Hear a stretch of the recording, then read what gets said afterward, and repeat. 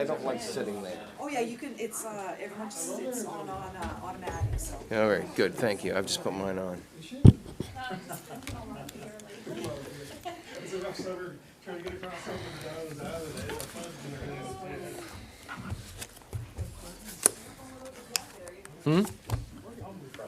I know, brother. Look, they bring me up 9 out of 10 times and give me a little preamble on this, right? We did it, what?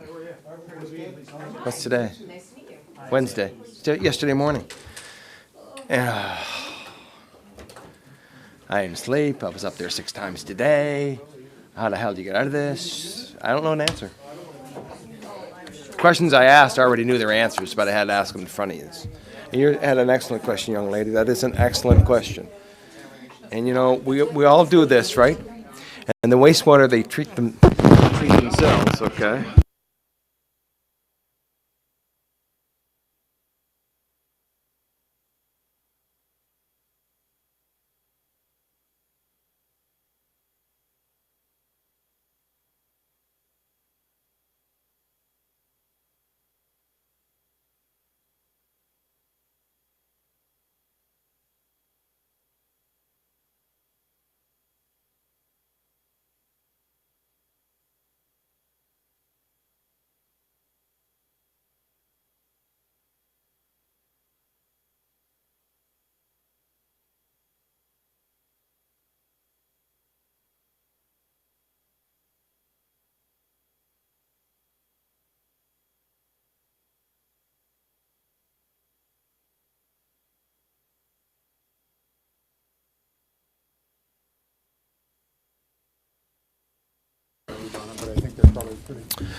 All right, ladies and gentlemen.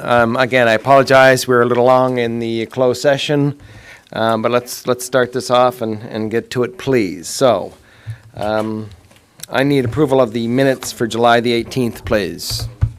Councillor Sullivan, got a seconder? And by the mayor, thank you kindly. All those in favor and those opposed. And I need approval of minutes for the September the 18th, please. Councillor Reardon and Sean, thank you. Councillor Casey, all those in favor? Those opposed, thank you kindly. 1.2, Police Commission Resolution. Mr. Keys, are you going to take this for us? Sure. Thank you kindly. Absolutely. Hit your button, you're on automatic. There you go. Excellent. Thank you. So yes, we have that request before you. You see the 2 resolutions that were passed by the Saint John Board of Police Commissioners at its last monthly meeting. Basically, the ask is for the setting aside of funds for the purchase out of the 2019 budget for 4 marked Ford Explorer Interceptors. All of these vehicles will go into the frontline service. Currently, we have a fleet of Dodge Chargers that after 3 years, the costs for maintenance is exceeding the purchase price of those. So we're not going to those anymore.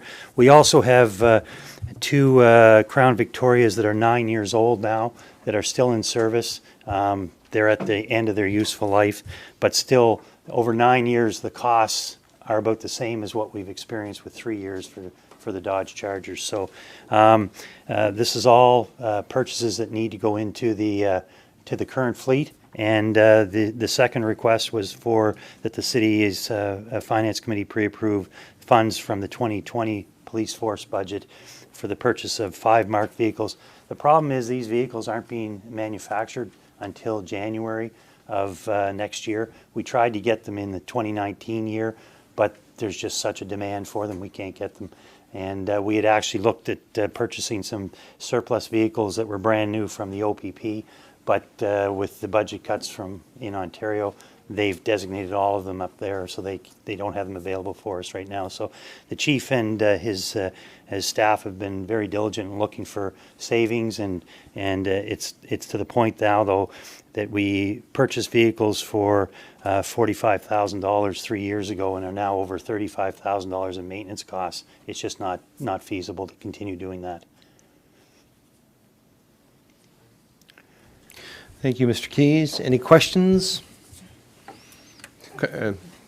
Excuse me, Councillor Casey. Do I need anything on? Yeah, sure. We're all on automatic, basically. Okay. Thank you. I don't know is this a good price, 75,000 each? Is that the going rate? Yes, it is. That's the discounted rate that police vehicles get. So they're all equipped heavy duty. You know, I don't know the details of what it is, but Yeah, they're I kind of assumed there was some extra Yeah, there's Interceptor bits to it, right? fleet, so it's not your typical vehicle that's available to the public. Okay. Comments. One, the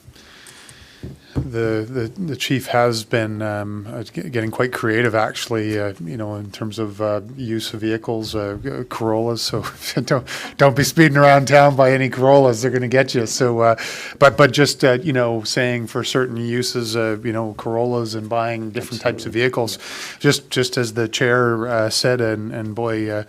If there's an opportunity for our fleet folks working with, but pretty shocking to see you buy a vehicle and 3 years after you bought it, you've spent as much money in, maintenance. I mean, it speaks to the amount of obviously 24/7 usage, but just putting our heads together with other forces, with, we sort of remarked, I think, at our last meeting that, I hope somebody's going off to meet with Dodge and Ford and all of these companies. When you look at the number of police vehicles being purchased across the country, it seems to me there's some real opportunity that maybe you pay more in advance for better equipment and so on, but to get that maintenance cost down is a little bit off subject. But I didn't mention that the experience with other forces on these Explorer Interceptors is 6 years at least. So it's double what the cars have been. And you're correct, Your Worship, that the chief just brought a recommendation to us for the purchase of Corollas, which is not the usual police vehicle that you see, but they're unmarked. They're going to be used in the crime reduction team. So it's efficient and it's a smart spend of money. I think Friday at noon, Mr. Chairman, it's going to be how many police officers can you stuff in a Corolla? Is that Friday at noon? So thank you very much. Any other questions?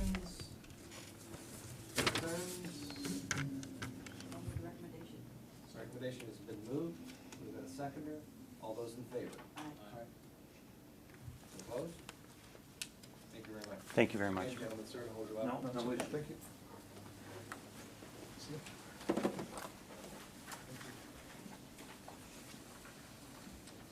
Um,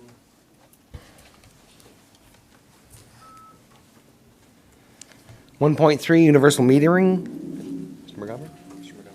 Mr. McGovern, thank you. You want to intro any of this, Bud? No. Okay. Good evening. Just sorry, Mr. McGovern, just a point of clarity, Mr. Chairman. A point of order? A point of order, sorry. Put your mic on. We were just dealing with police vehicles. There was a second resolution there around the operating budget for police. Did we have those bundled, or am I misreading? No, actually, I didn't mean to bundle it, so you're exactly right, so. Okay. Brent, I'll put you on hold for 2 minutes while we ask for a motion on the second resolution. And I'll move that as well. Okay? Has everyone read that? I apologize. All right. All those in favor? Aye. And those opposed? And thank you for catching that, Mr. Mayor. Mr. McGovern? Thank you. Good evening, Your Worship, Mr. Chairman, and members of Finance Committee. With me today are two representatives from Hempson Consulting, Mr. Greg Binning, partner with Hempson Consulting, and Andrew Mirabella, who will be presenting this evening. And I'll turn it over to Andrew shortly. Hempson is an expert in the field of rate setting and universal metering, and this is one of the number of studies that they are conducting for us. And so just to reflect upon how this ties back to Council's strategic, our Council's priorities and the strategic alignment with Council's priority. This is one of the fiscally responsible items where we're to investigate options to allocate water costs among ratepayers. And so the purpose of today's presentation is to provide some background and review the reasoning for the study, review the advantages and disadvantages of universal metering, look at the rate structure considerations. Then when you apply that rate analysis, how it may impact users, and the different approaches to implementing universal metering, and then we'll wrap it up with some recommendations. And with that, I'll turn it over to Mr. Mirabella. Thank you.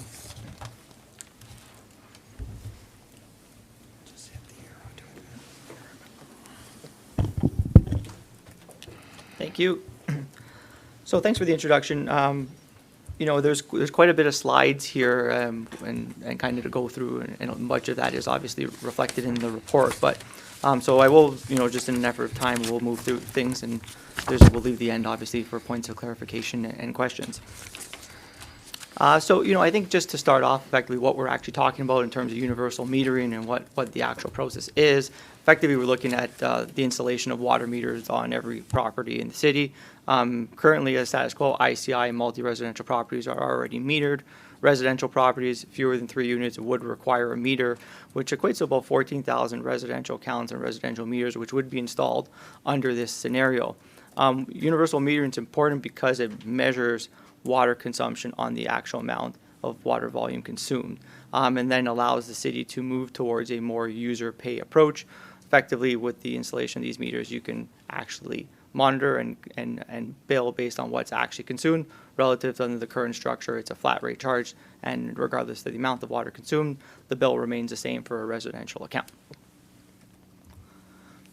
So, you know, as part of this process, as I mentioned, we were retained as kind of one of 4 pieces of work that Hempson is doing for the city in relation to the overall potable water rate study under the existing structure, as well as the East and Western industrial rate reports. So effectively, we've been retained to examine the costs and benefits of universal metering in the city, and look to evaluate the user rate implications of moving to such a structure.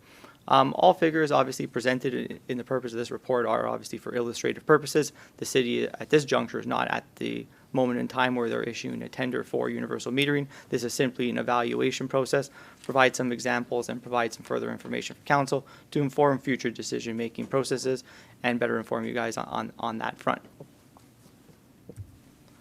So just as a bit of a background, and obviously this will how it will relate on a go-forward basis, generally speaking, your total residential customer right now would pay for water and wastewater at a rate of $14.28 per unit, and water represents $640. 122% of the water charge is your sewer surcharge, which equates to about $785. Again, that flat rate fee is levied on each unit, irrespective of the amount of water consumed of that particular user or that unit in connection, which would then be the fundamental change from a universal or to universal metering process, which is kind of being considered under this analysis. So just getting, in addition to those customers, the ICI group and your multi-residential units are billed under a metered structure. The fixed charge is generally levied on a per month or bi-monthly basis. The charge is differentiated by the type of meter size that's installed. And then in addition to your fixed charge, which is charged regardless of use, you have a consumption charge. And the consumption charge is levied on a per cubic meter basis. And there's different blocks into which the actual charge per cubic meter would be placed on. And it is a declining block rate structure.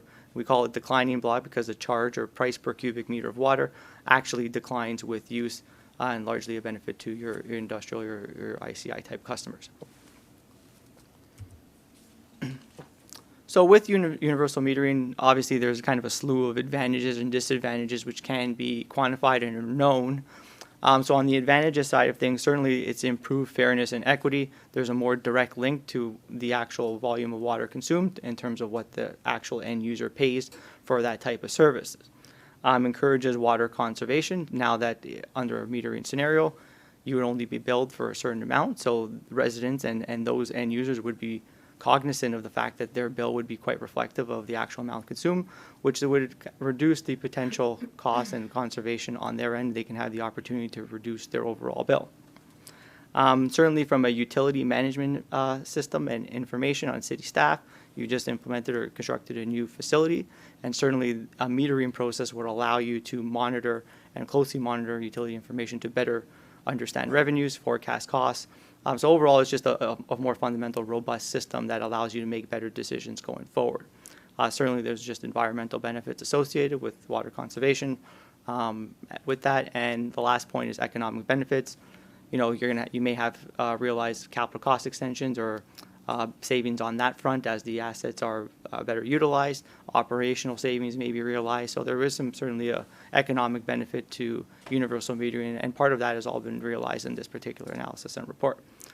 On the downside and disadvantage of it, certainly not having it, there's going to be a significant upfront capital cost associated with acquiring and getting contractors to install those meters in every single property in the city.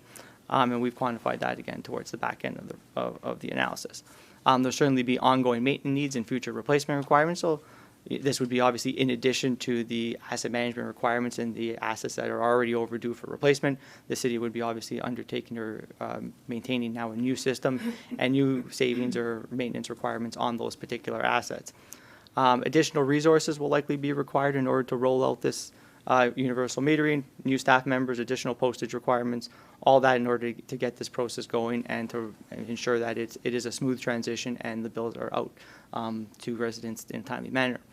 There may be some opportunities and program development and implementation, so additional resources likely to develop additional programs, rebate programs for installing low flow toilets.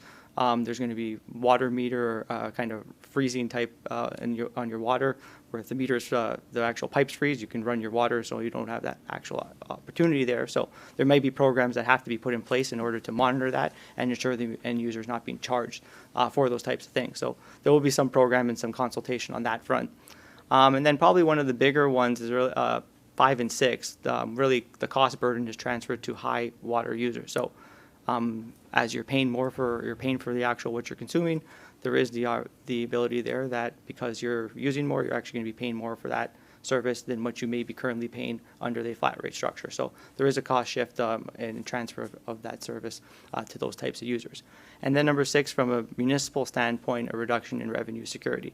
Your revenues are now going to be largely tied to end user consumption and consumption patterns. So there is some volatility in your overall revenue that the city would obviously need to be cognizant of when they're trying to balance their budget. So those are kind of some of the things that we need to be considering when you go to a universal metering exercise. So we did do some benchmarking review and rate structure considerations of other communities.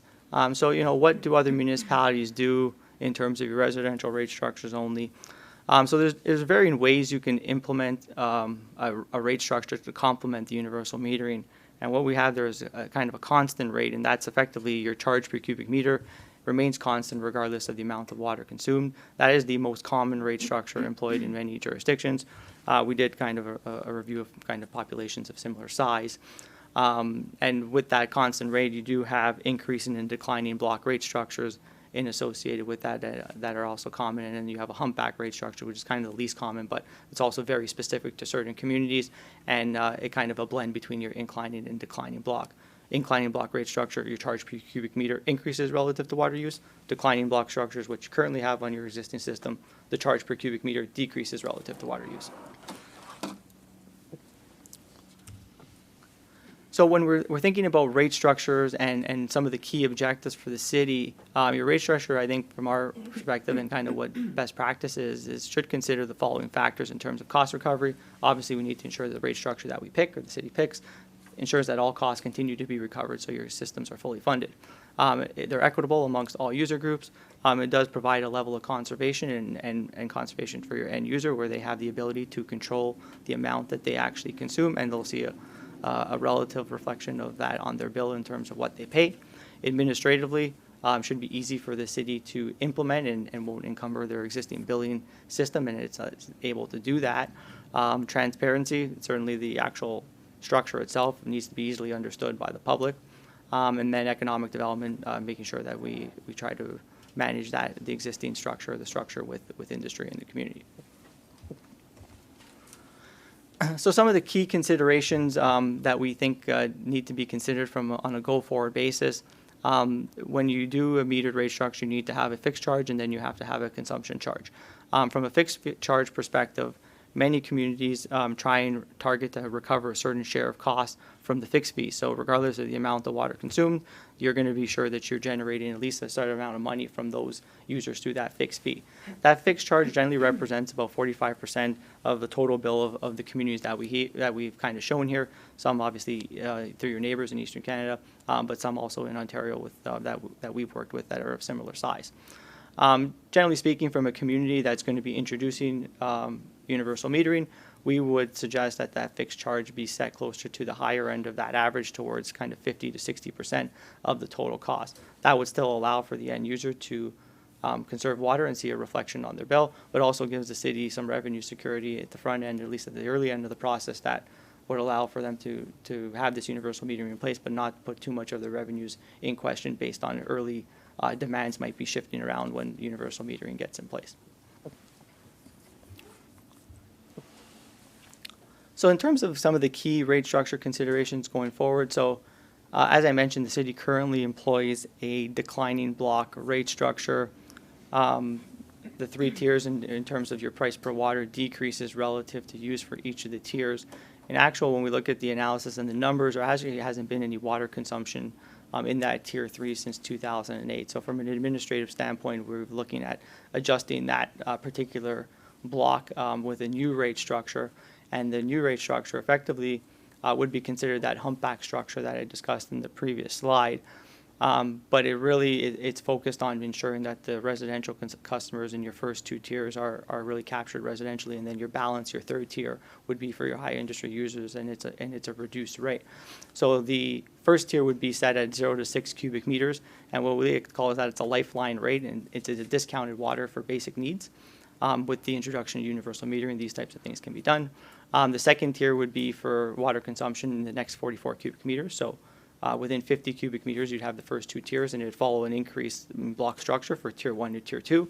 And then tier 3 again would be a declining rate from tier 2, but above tier 1 still. So it'd follow a reduced rate for that third tier of consumption. And it has a bit of a balanced approach for your residential and your non-residential base within the city. As I mentioned, that first tier is the introduction of a new lifeline tier, and introduce and set equal to the amount a typical family requires to meet basic needs. So World Health Organization estimates that amount for basic needs to be about 6 cubic meters per month for a 4-person family. So we've effectively set that lifeline rate to be 50% lower than the tier 2 rate as part of this process and as part of that rate structure. So just as an overall here, what we're actually considering, so obviously the new customers are going to be kind of integrated within your existing base and your existing consumption structure, albeit there's going to be a few adjustments to that. One, we have the new lifeline tier.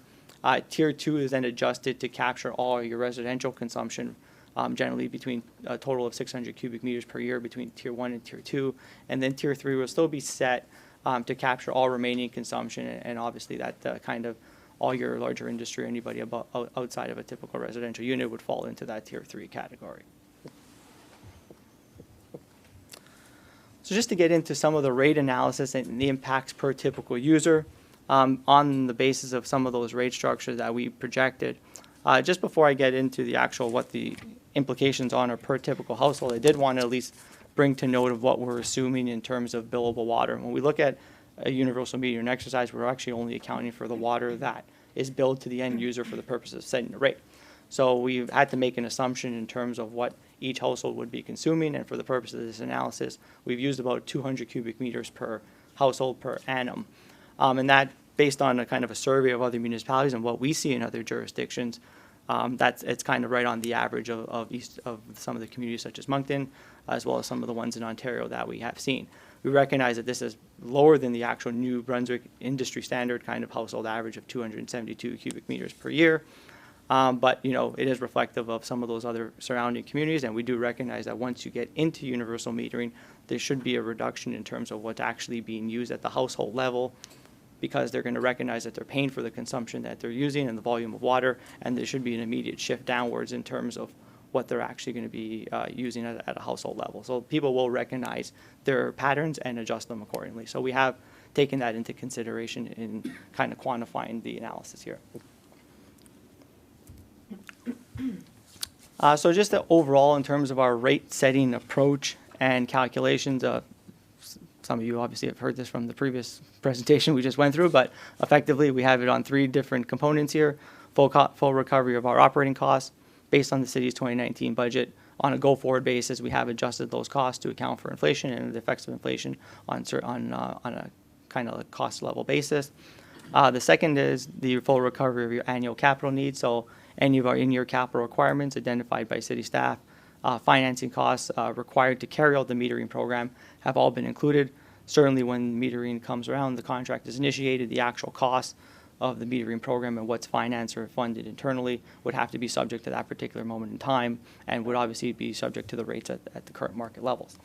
And then we have provision for future asset repair and replacement built into this model as well, certainly smoothed out over a longer term period to mitigate any impacts on the rates in the initial years of the program and the forecast. So just to remind kind of in terms of what we're looking at when we're setting the rates in terms of those specific categories.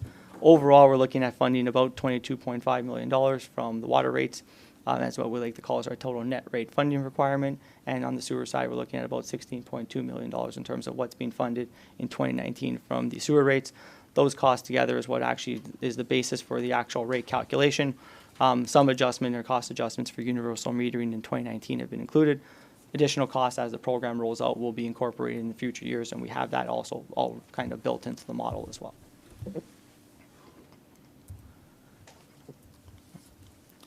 So, based on some of those analysis and the inputs into our assumption, what we have here is just a summary of, I guess, kind of quantify what the actual impact on a range of households would be under universal metering.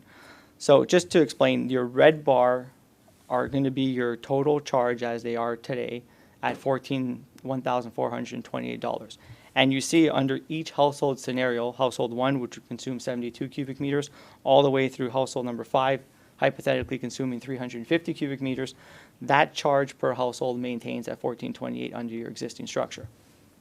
There's no metering in place, so there's no way to measure or quantify how much water they're consuming, and you can't bill them accordingly. So it is a flat charge regardless of how much they use.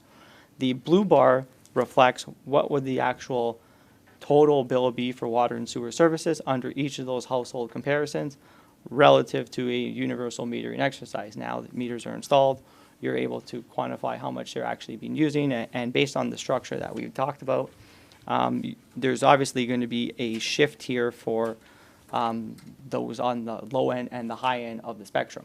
So anyone who's on that 72 cubic meters, which would fall into that your lifeline rate, would see savings of about $540 on a per annum basis, so about a 38% decrease on the bill. Moving to your typical user, would kind of see a very kind of neutral effect on their bill from the metered scenario relative to the current. It would still be a decrease of about $11 from that bill. The pressure then gets placed on those higher volume households above the average or above the typical household, where they would be paying more as a total household based on the water that they're consuming. So if a household, a higher volume household is using 350 cubic meters, they will then see a respective increase of about 43% on the total charge of their bill. And again, reflective of the fact that they're being paid for what's actual the water that's being consumed. You know, I think at this particular juncture, it might be a good point to point out that, you know, anytime we do make rate structure changes, there is going to be winners and losers associated with a change in that rate structure. So some people are going to end up being paying more, or some people are going to end up being paying less relative to any change in structure, because the actual amount and dollar amount of costs that have to be recovered for maintains under either scenario. So the costs stay relatively at the same structure, but it's the actual rate structure that adjusts and puts different pressure points in different user groups. So we also kind of did a similar analysis on your non-residential rates. Under that 2019, we did sample kind of a variety of 15 different customers under this particular analysis, and based on the structure, you know, there would be upwards pressure on the non-residential consumers in the city based on the particular rate structure that we have that we have calculated for here. And then certainly as the city moves towards universal metering, there's certain things that they can be done to mitigate different shifts and different impacts to different user groups as a starting point.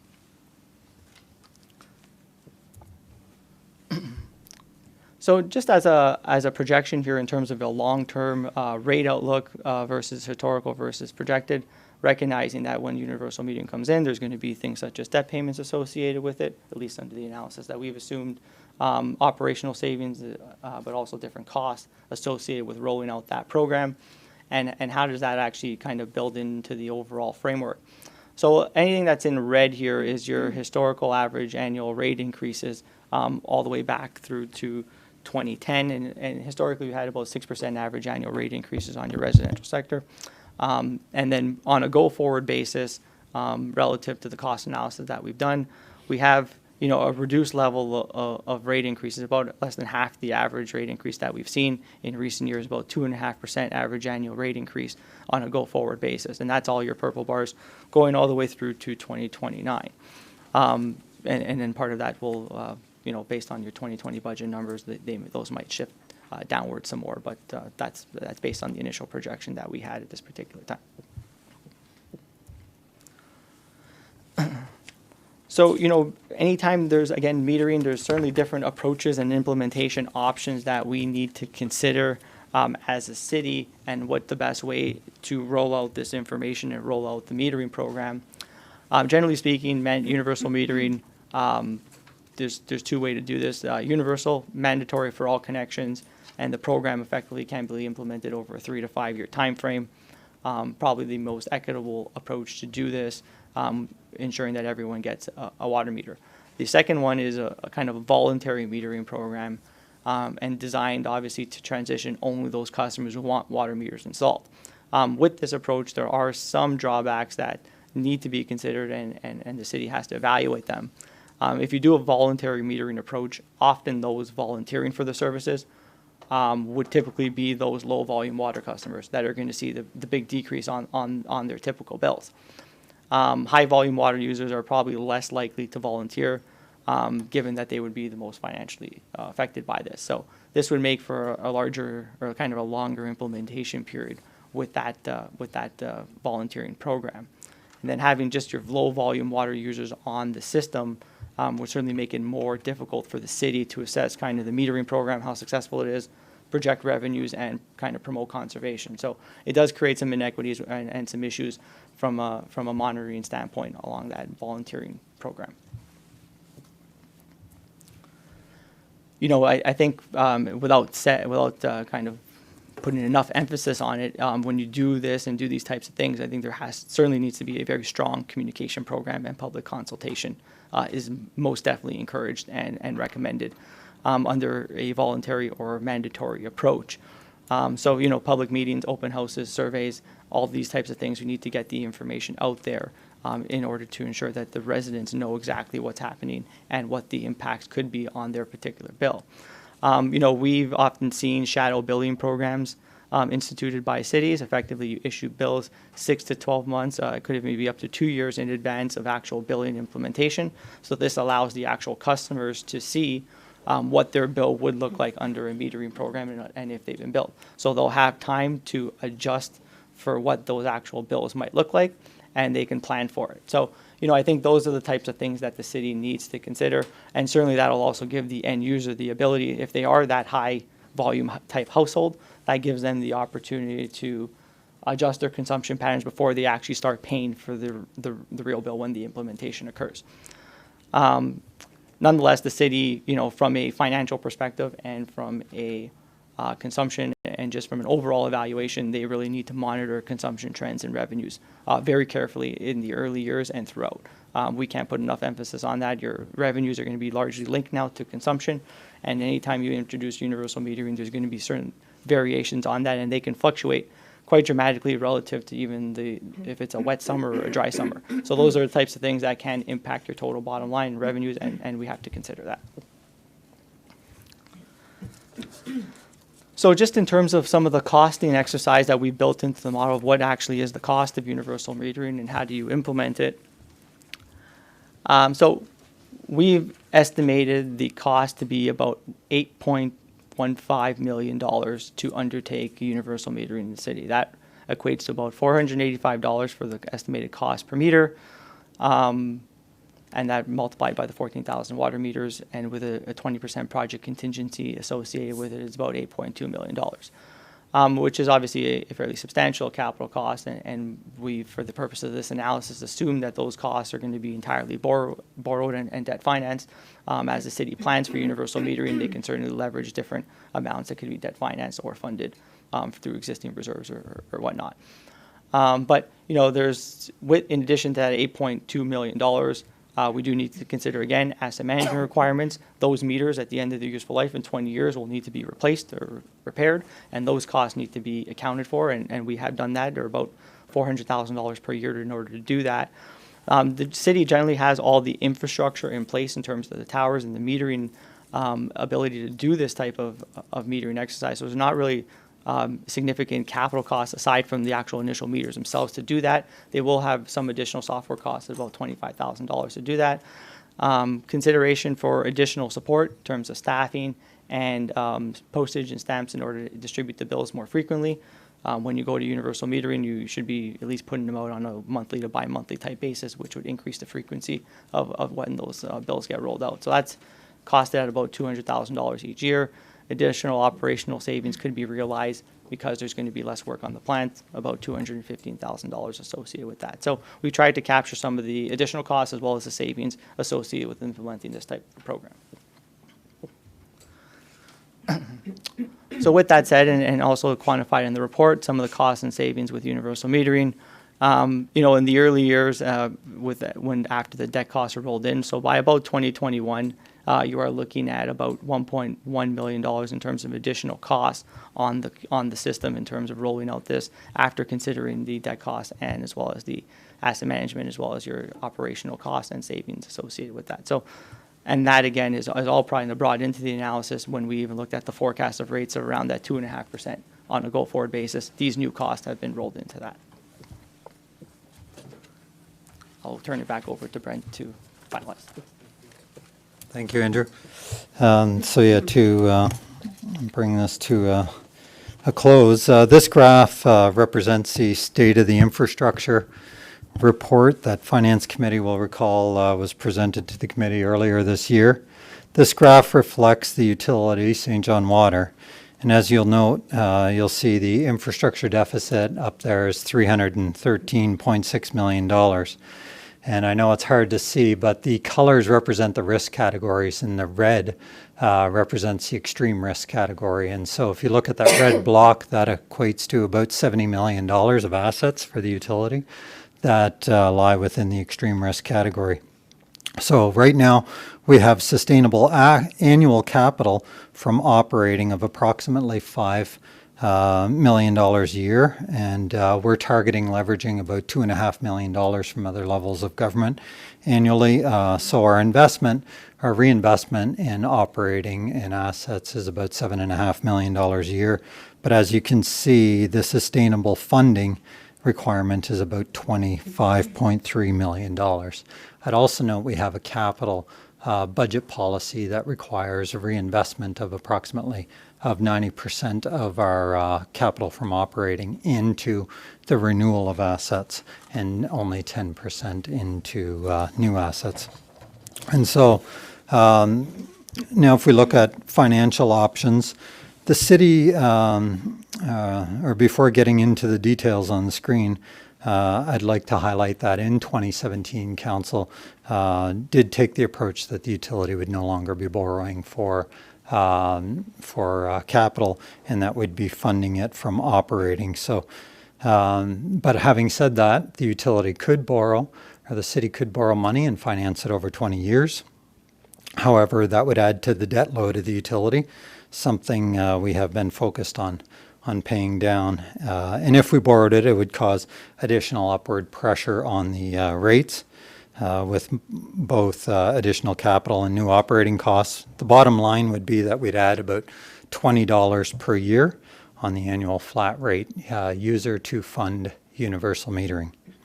Alternatively, the city could use capital from operating funds to fund universal metering.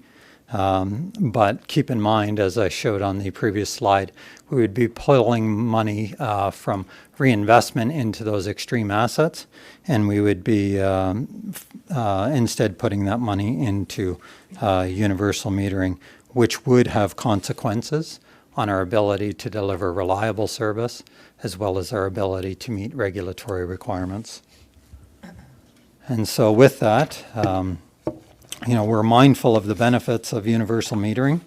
However, it does, and at the same time, trying to balance the infrastructure renewal needs of the community so as to continue delivering reliable service to all customers while balancing the pressure on rates. So with that, it is recommended Finance Committee review and consider the universal metering analysis that was presented and ask questions, and that the Finance Committee recommend to Common Council at its next meeting that the City of Saint John revisit the concept of universal metering in approximately 5 years, once more investment has been made into that extreme asset category, and that Common Council receive and file the universal metering analysis. And with that, I'd turn it back to you, Mr. Chairman.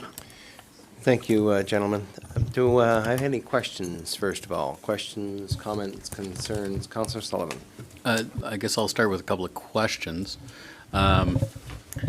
If we can flip back to the slide that showed the different ways of charging, fixed rate and block rate, increasing and decreasing. It was a nice bar graph.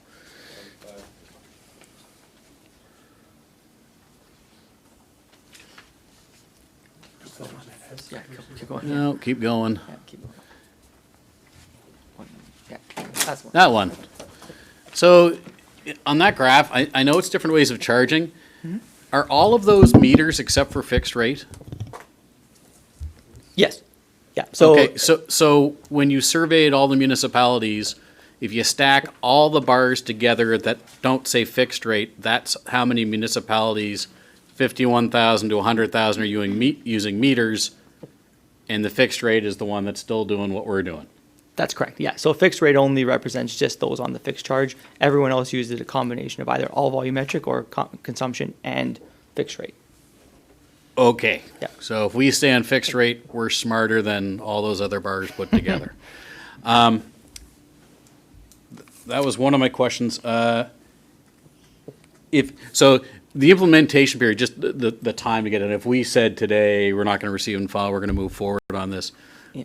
we're still looking at 3 to 4 years down the road by the time everything's in place and ready to go. So that's kind of the lead time you need. Through the chair, that's correct. Okay. It'd be 3 to 5 years probably the way it would all roll out. I guess that's it for questions. I'll start with consternation later. Thank you. Thank you, Mr. Chairman. I'm curious about getting the meters organized. So we talk about we could borrow the money, or we could do this, or we could do that. But is there been, I guess, an opportunity for people to pay for their own? So say I believe I use less water, so I put my own meter in, and then the municipality might say, well, if you don't recoup the cost, it's $485, I think it said up there. If you don't recoup your cost in 2 years, we'd pay the differential on it. But because as you've already said, people who believe, whatever it is, 2 years, 3 years, that they would save money would jump on that train right away. And then, so that would be interesting to find out what % of your population that would be. And what's left over, you would probably have to assume that that group believes they use more water than that. And then there would be a gain for us to actually invest in a meter for that crew, because we would make more money probably at $4.95, maybe back over a year. So I guess I'm looking at it from a user, the pay system where they would actually put their own infrastructure in maybe. So I don't know if that has happened anywhere, if anybody's thought about that. That's one of my questions. And I guess, because for me, I guess I'm thinking like water right now, I just think it's a commodity that we need to think about more ethical use of it. And so I don't want to get tied into any long-term, contracts or leases or anything else that doesn't show or declare its value as a commodity. So I'm not crazy about where industry uses more, the rate drops. I don't think that's reasonable. And so that's one thing. And the other thing I have a question about that was actually in the kit was the meter size. So it goes from 5/8 of an inch to 10 inches. And then, of course, the money for that, the cost for that escalates up. So could I use the same amount of water with 5/8 that I would for maybe a 2-inch line? But there's a differential for cost. And does it actually measure what I'm using, or does it measure the potential use based on the line size? So the differentiated based on the meter size is based on kind of a capacity and investment approach. So theoretically, someone on a 2-inch line could be using the same water as a 5-inch line, but they would have the ability to consume more based on that actual meter size. So it would be cheaper for me to have a 5/8 inch line, and then, or whatever that is. It's the line, isn't it? That's the size of the line coming in. It'd be cheaper for me to have that and just use the volume of water because I would pay less based on the size of my line. So if I ended up using the same amount of water, someone with a larger line would pay more? Does it actually measure it? The water meter would measure still how much water you consume, but on a residential basis, Not virtually. on residential. Well, I'm saying residentially, they would all be 5/8 inch. Right, I read Right? that up there, yeah. Yeah, non-residentially and larger multi-unit properties would be on the larger meter size. So they're sized according to the type of building or at the time of the construction of it. So, engineering staff would determine what the proper line to go in to service that potential property is. And that's how that's paid. But the cheapest line for anybody would be the 5/8 inch, as long as you can get the volume you need. Well, 5/8 inches is the smallest, yes, so that would be the cheapest line. Okay, all right, I guess that's it for me for now. All right. John, Councillor Hensey, sure. Yeah, thanks. I think I just have one question. Do we know how much money we can get? I'm sure there's a program we can get money from. Do we know, is it like 50% or? Yeah. I'm sure Moncton and Fredericton probably got some money to do theirs. Through the chair, there are potentially grant programs that the city can look to, try and receive funds for. It'd be depending on proving the conservation and improving the flows, but they would have to obviously go through that process and be successful for it. But there are avenues associated with trying to do that. Obviously, for the purpose of this analysis, from a cost perspective, we assume that it's going to be on the backs of the city. But when you go through universal metering, you actually go through a tendering process and I'm sure the city would at all times fulfill any grant opportunities potentially available to help offset that cost. All right, so we don't know any percentage? How There much? was a specific one that I mentioned in the report, and I'm just trying to find it actually. If you want to just give me 1 minute, and let's see if I can.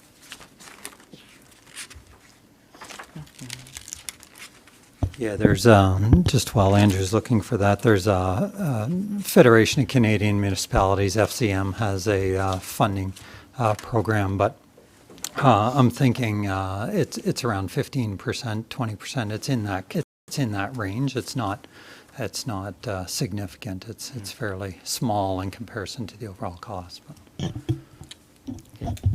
So the one that was mentioned in the report is the Green Municipal Infrastructure Fund. So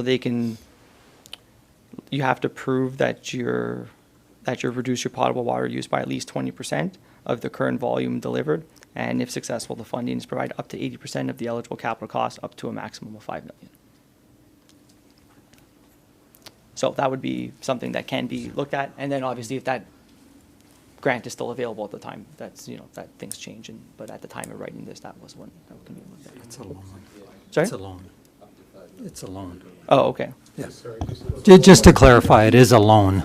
Yeah, it's a loan. Okay. Oh. Yeah. Yeah, well, gee, the provincial government gives us money for everything else. You'd think they'd, like they give us money for buses and, well, I think ACOA did or somebody did. But, I think there'd be free money out there somewhere. All right, thanks. My granddad used to say, remember, there's no such thing as free money, but there's conditions. Look, thank you for the presentations, very thorough. We've been, I think, anxious. This council wrote this down as a priority. I think this council, this committee, this council has been very bold in its priorities. On the wall right behind us here in terms of things like this, tax fairness, what I would call game changers, right? So for me, I think in my view, the tax and water rates in the city have impacted the growth of the city for some time. If you wanted to summarize the constructive feedback, not always received in a constructive way from citizens, it's your tax rate and your water rates are too high. I think we need to do a better job of explaining what we've just heard tonight, the utility, and many other complex issues in the city. I don't think we've done, I'm sharing with you, I don't think we've done a great job of explaining the complexity. So by my calculation, we have $38,729,975 in revenue in the slides you presented, and we need to collect $38,729,975. So we have to somehow figure out, I want to see this move ahead. I'm not interested personally in waiting 5 years. But I also understand we don't have the capital dollars because we have $70 million in critical, like, life support. I saw, so I get that. So I am interested. I think Councillor Casey is, exactly where I was going to go. Before we punt this down the road for 5 years, can we, I would like to, when we get to maybe some suggestions on motions, have us explore those potentials for infrastructure dollars, green energy, or green dollars, what have you, before we just say we got to wait. We've got to wait 5 more years. The whole principle of fairness, equity, conservation. I mean, that's got to be what we stand for in everything that we do. So. I don't want to nitpick the why we assumed more staff and all that stuff. So I won't do that.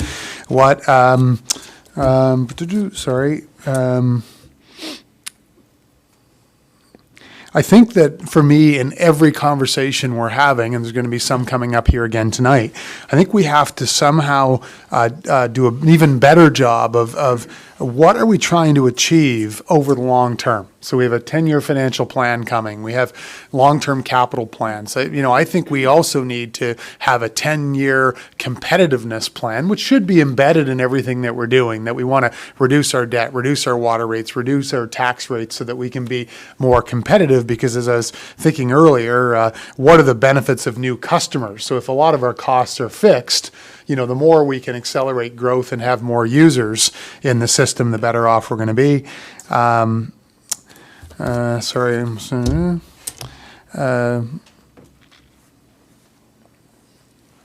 Yeah, I love the shadow billing. Actually, thank you, Andrew. I think I'd like to see us shadow bill, Mr. Commissioner, on every bill we send out, and put a back page on it that says this is where we're going to be in 10 years. This is where your bills could be if we achieve the following reforms. Here's your MLA's phone number. Please call here, and because I think my point, again, a bit tongue in cheek, but what is the goal? Where are we trying to get to, and what's the behavior that we want to encourage so that we can get there? What percentage of the customers would save money? I know you had save and you had some would pay more. Do we have any sense of that? It's very difficult to determine that because we're not metered. So Okay. those are the types of things that once through that shadow billing process, you get initial meter reads. The city would do those types of analysis to determine what proportion of your customer base would see a relative increase or decrease on their bill. So I guess we could dig into StatsCan data, and we could look at household composition vis-a-vis Saint John, and then we could make some assumptions around. Anyway, I guess I was trying to get at what Councillor Reardon was saying. I suppose if I'm going to save, I'd probably pay the $500 and buy my own meter. If I wasn't going to say, I'd lock the door and say, no meter, no meter. But anyway, are there other creative programs in terms of, maybe the upfront capitals paid by the customer? But I don't know. Anyway, and last two, I just was walking around in Toronto on Friday and Saturday, and, even the sidewalks are congested. But yet here, we need people, and boy, 10,000 people would completely change our lives. But yet Toronto received $8.3 billion in infrastructure investment alone last year. So in the bigger picture of all this discussion is we need to somehow as well be working with the federal government to incent population growth in perhaps an even bigger way, because, can you imagine the difference if we had 10,000 more people in Saint John? We'd be having a completely different discussion. And I'll end with what I started with. I'm not interested in revisiting this in 5 years. I'm interested in some kind of creative way, responsible way, that we can explore a few other options and chat at least about it again. And we must educate citizens on how complex this utility is and some of the barriers that we face. Thank you. Thank you, Worship. I might just add in with respect to your worship's comments, when you look at the screen here, as Mr. Mirabella pointed out earlier, the center is really like a fulcrum. And so it's a bit of a teeter-totter. If you push rates down on one end because usage drops, so to your point, your worship, if there are a large percentage of users in that low usage category, it's going to pull it down, and what's going to happen is that other end is going to pop up even higher because your revenue is going to drop for your low users. Therefore, you have to get that revenue back from the customers that are on the other end of the spectrum.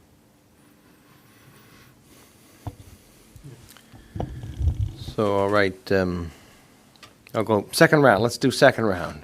Councillor Sullivan, do you have anything else?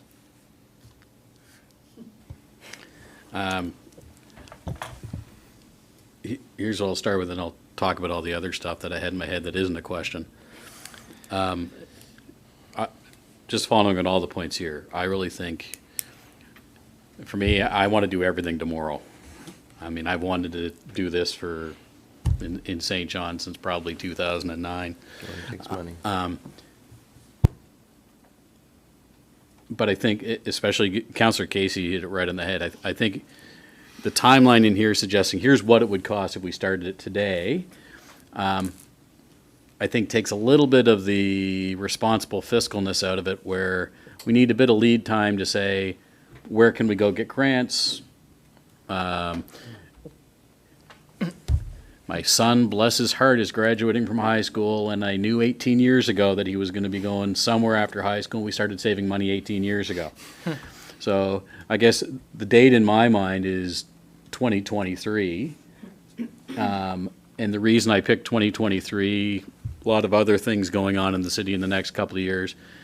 But it gives a couple of years to investigate those grants. It gives a couple of years to maybe save a little bit of money up front. I know that's something that we did with clean, safe drinking water. As a bit of an aside, but I think important, it gives our water utility a couple of years to breathe, because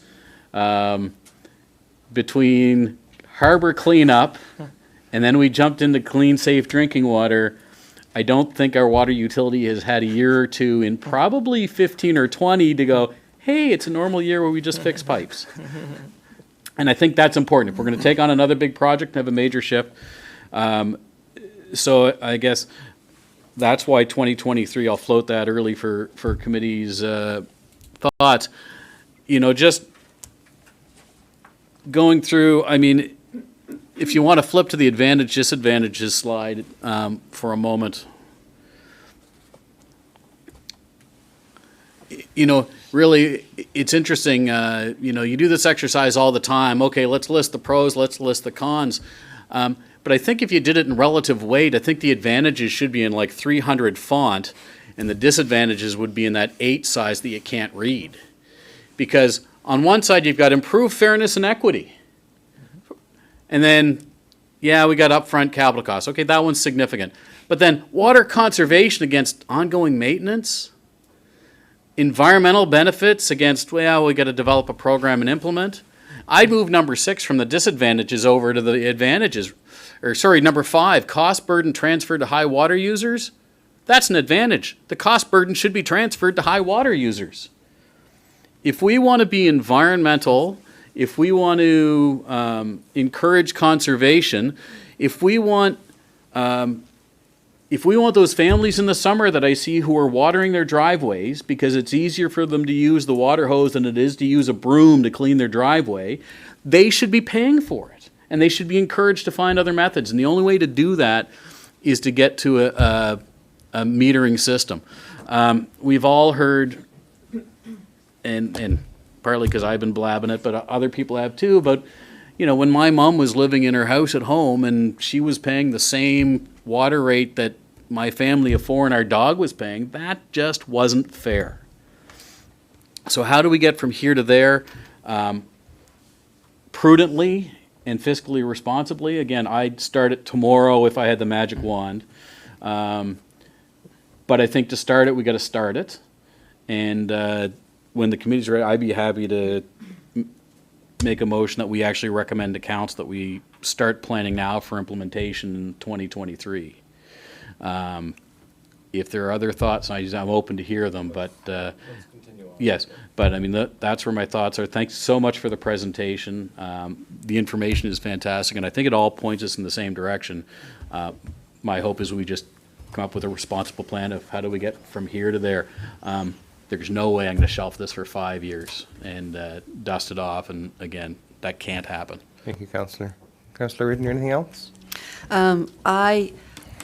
I would like to see staff give us a little bit of input, city manager, as far as what a reasonable time for staff would be to get it started if money wasn't an object for us or a hurdle. So I would be curious to hear what that is. And the other thing that I do struggle with is I raised 4 children. So there were 6 of us in a house, and I was a big water user at one time, I suspect. And now I'm not. There's just the 2 of us. So I don't really have a problem with it to a certain extent because I feel like someone subsidized me years ago, and now I'm subsidizing someone else. And that's just paying it back or paying it forward, however you want to look at it.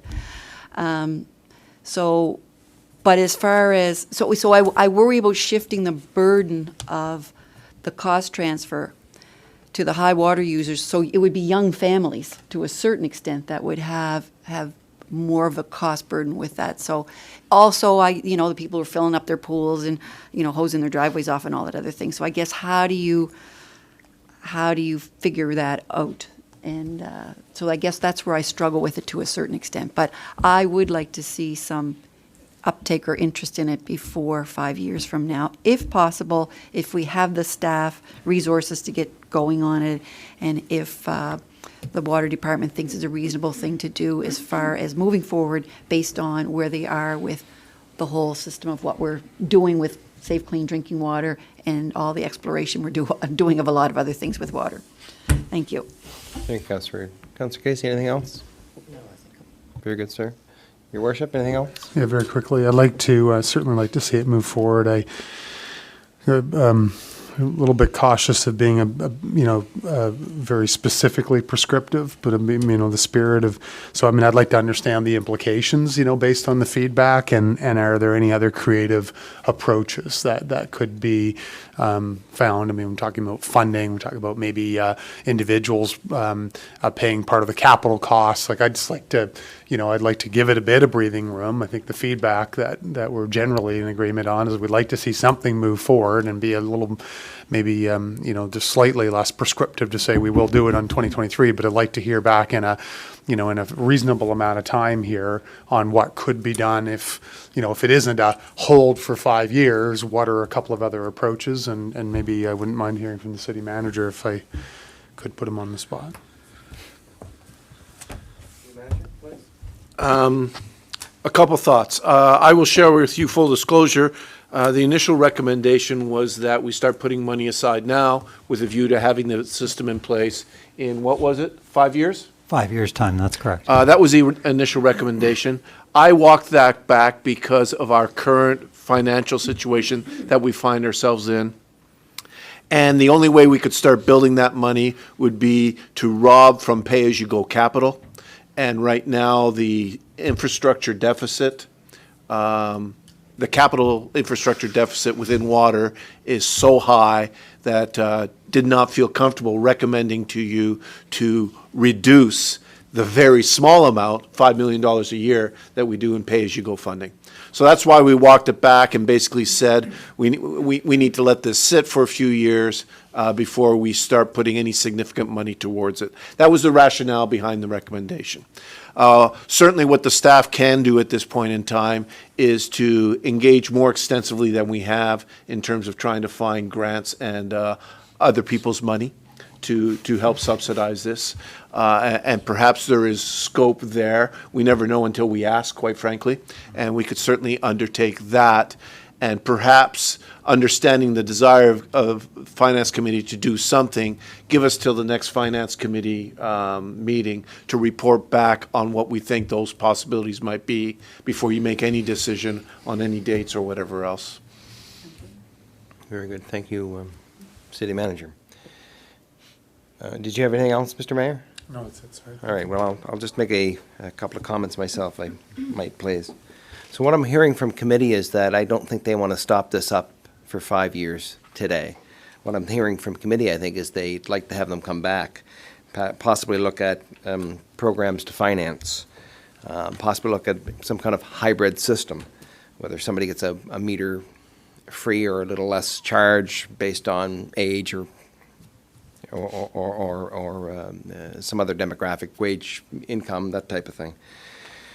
I also think you should look at whether we should start to encompass, and we've talked about this, and it's just a tad off subject, you know, we start to widen our scope of income off for water and through vacant lots or abandoned buildings, and start to charge it. I mean, it might not be collectible tomorrow, but it will be collectible. I realize that on one side of this equation we have fairness to our customers. I don't think my mother living alone should pay the same bill as the gentleman with 6 kids and washes the car and the dog every other day. And I think we all want to be a little greener. We should be a little greener. The other side of the equation is that the water utility has a massive amount of debt right now, and I voted for some of that debt last term, and I believe we honestly needed it. Okay, we did not have decent drinking water in this city, but nonetheless, okay, everything costs money, and we are where we are. So on that side of the equation, you're going to add to the debt substantially. So I'd like to see us go back, and I'll ask for. I'll ask for a motion in a second. Perhaps I'll try to make it myself. And give you ample time, staff, all right, to come back with perhaps some hybrid solution to this, some solution to this. I'm not willing to let it go 5 years either. And the other thing I thought we all as council members have had a number of calls, whether it be from someone that says, look, my mother shouldn't be paying the same as that family I just spoke about with 6 kids, wash the car and the dog. We've also had a number of calls, and when I went door to door last, for people to say, they didn't say our tax rate any longer to me. They said our water rate is too high, all right? If this happens, by the way, we'll still get a number of calls. You won't get it from my mother any longer, all right? She'll get a reduced rate. We'll get it from that family with 6 kids and wash their car. You're going to get the call, whether you tell them to conserve water or not, you're going to get it. So I think I'm looking for a different solution. So I'm, first of all, I'm under point of order here, whether I should put the recommendation on the table first and see if it survives. Or would... Okay, that's what I thought. That's all right. So now I'm looking for a motion then. And Well, I'll try to craft one. I think what we're asking for is to send this report back to staff and ask them to come back to Finance Committee with some plans on how we might see this implemented. Haven't considered our feedback. Having considered the feedback. All right, is there a time frame that you'd like to give staff? Mr. City Manager, Sorry, your there's light, too many please, mics sir. on. Somebody take a light. I fear I did misspeak when I said the next finance committee, because I realize it's in 2 weeks' time or something. So that would be, I'd said Brent would lose more hair than he currently has lost. And I could say that from my perspective. This would take us some time to explore grant possibilities and any alternative funding models. And quite frankly, between now and Christmas, there's not a whole lot of time left. So if this committee would be supportive, I would say sometime early in the new year, we could come back with those alternative funding options to try to move implementation forward. And that would be the base of my recommendation to you, is that the city staff explore alternative funding models to try to move implementation of what we know to be an important project, to move implementation forward. Yeah, I'm certainly happy with that wording. All right, I'll second it. Probably a good time to say hello to our re-elected MP, too. Congratulations, MP Long, he's not here, but I was somebody, gonna say, I don't see him somebody in the tell him, audience. somebody I did tell meet him, him today, so- somebody tell him Brent will be knocking on his door. All right. So, does everyone understand I understand it's a little loose. I believe the city manager and Brent know what we want. Has everyone got that motion down? Okay, so I'll ask, we have it on the floor. Do I have a seconder? Councillor Reardon, second. Thank you, Councillor Reardon. So all those in favor? And those opposed? Thank you very much, and thank you, staff. Excellent report. And Thank you. all right, that's not cooked yet. At midnight, I think we have to stop.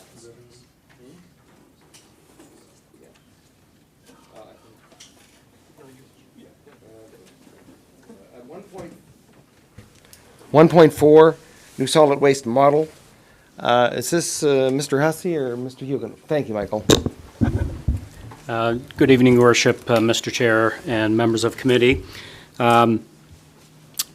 Members of committee would have seen a report on this at Common Council on October 7th. We've added some additional context and some other information for consideration this evening. And I guess one area where we wanted to, add some additional context was around our material handling challenge currently. So we do have a large number of musculoskeletal injuries from overexertion in our current solid waste model. It is completely manual. They're lifting and throwing like 5 tons of garbage every day, where WorkSafe NB, industry associations, and our safety officers feel that somewhere around 3,500, 3,600 is the maximum amount, or 3.5 tons rather. That's the maximum amount that they can move safely. So that has resulted in many days lost to injury on the job. The frequency and severity of claims within that work group is considerably higher than anywhere else. So there is some money on the table there potentially in savings if we're able to reduce the experience and severity ratios down to what the norm is in other parts of the organization. Although that's certainly not the main goal, what we're trying to achieve here. We're literally burning people's bodies out, and I think we can't continue that way. We did look at other avenues for trying to address that material handling issue without some kind of a mechanized cart collection system. But at first glance, certainly it appears like that would take a number of additional resources, potentially some more equipment as well, just to spread that workload over a larger number of employees. So for some time we've been aware of this material handling challenge, and for some time we've been looking at options to address those concerns. So quite early on we started to look at the mechanized cart collection system, as a way to get away from the material handling aspect of the solid waste service. That is employed in many other municipalities across the country. A lot of them have gone that direction for those very same concerns around material handling. The minute we started to kind of consider that cart, like the arm and the cart, immediately one of the questions that pops up is, okay, that cart, how big is the cart? And in that question, there is opportunity, and that's what we're talking about here this evening. There is opportunity there. There's opportunity to set up a system that encourages strongly increased waste diversion. We're currently, the estimate from the Fundy Region Solid Waste Commission is that we're only recycling about 21% of recyclable materials in our waste. Recycling that the landfill takes in is free of cost for us. Solid waste, however, costs us a lot of money. $108 a ton, it's a lot, $28 a ton for compost. So the more we're able to generate some increased diversion, there's some significant dollars there, in the order of hundreds of thousands of dollars on an annual basis. It's not enough, however, to set a cap on the amount of garbage you can set out, and that's essentially what we accomplish by having a specified size of cart there. We set a cap on that amount, except for the question of extra bags. How do we handle that? Like not everybody every time will be able to manage their waste to what can fit in that cart. There's always going to be exceptions. There's always going to be reasons why folks may need a little bit of extra waste.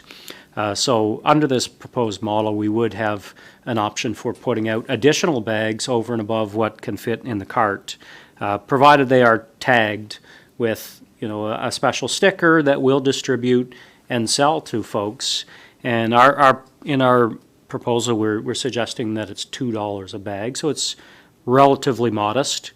It should be noted that the landfill does accept residential bags of waste there for $1 a bag. So should somebody want to save money, they always have an option to drive it to the landfill.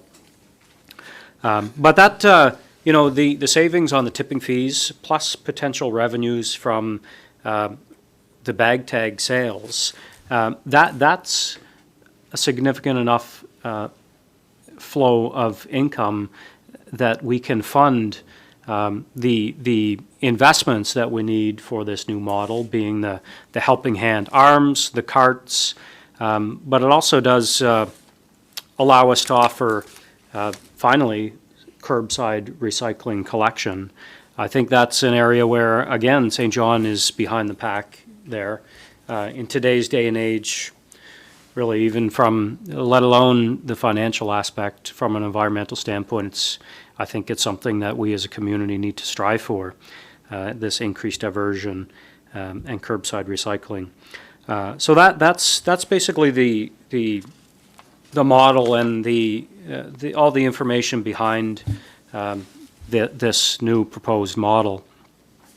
Most of the information is in the report. I'll draw your attention to the charts in Appendix A and B on page 5, and I'll just explain that briefly. The chart at the top just is a summary of the annual cost, savings, and revenue that we anticipate from this program.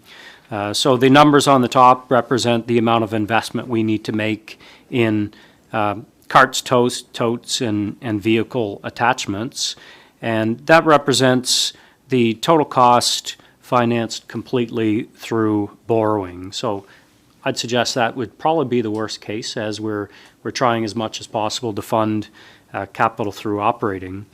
So that does take into account our interest charges on that.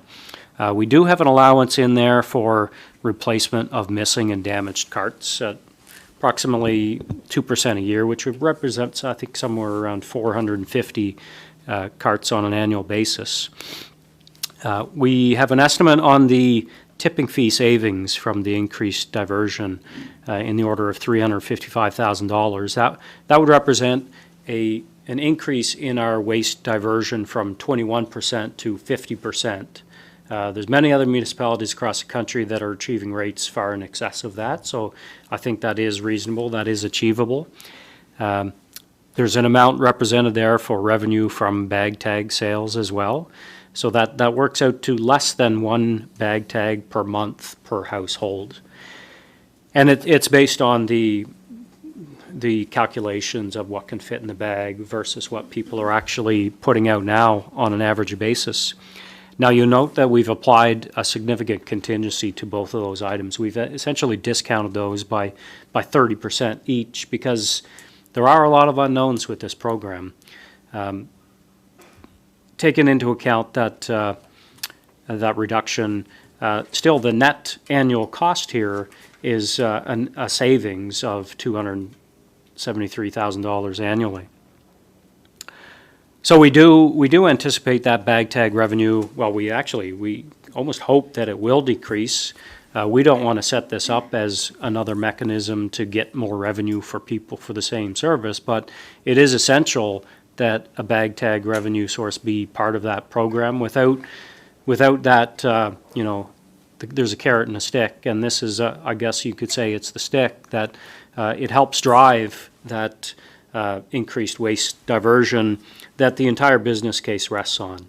So it's a package deal to make that work. So the economics of it look pretty good on the outset.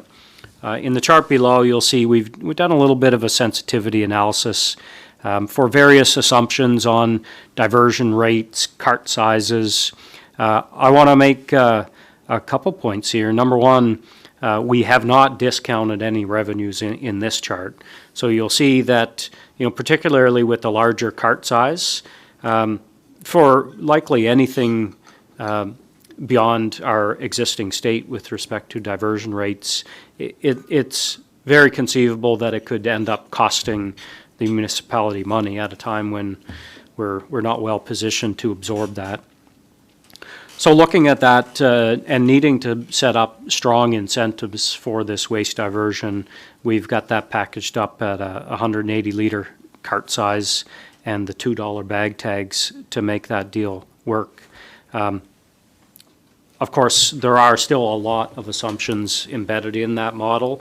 This kind of represents the overall model, but really what we're looking for support on right now is to move ahead with the pilot program. So with that pilot program, we're looking at 1,000 households, probably a couple different routes that we currently have, and we would pilot this system. We would purchase the carts. We already have trucks coming with a couple of the arms, probably before the end of this year, and there would be a rollout of that pilot program that would include public consultation, a lot of discussion, some information about how it's all going to work. And then we would run it for a month, couple months, probably several months. We would collect data.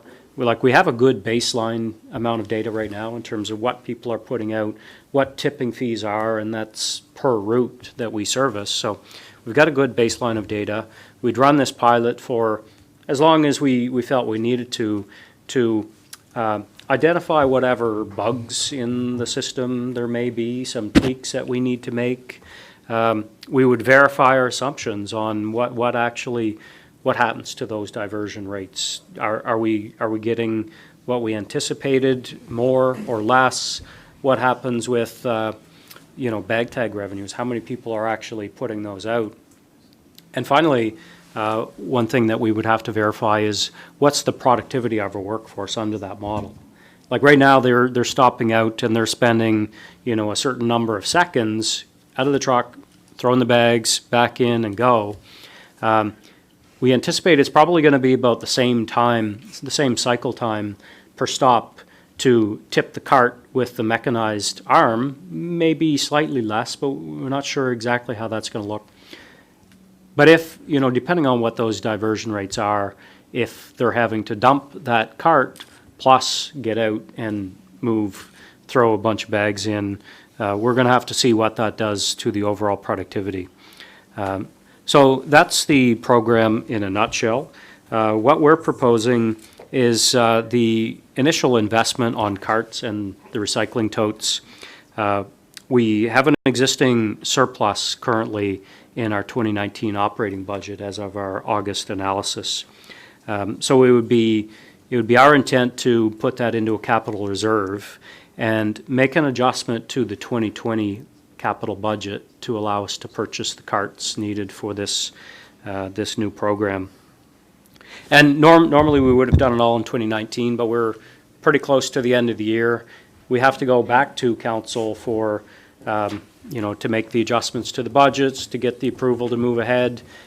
Then we need to let out the tender, let that close, award, and we need to receive it. So it will likely be in 2020 before that happens. So that's why the adjustment will be to the 2020 capital budget.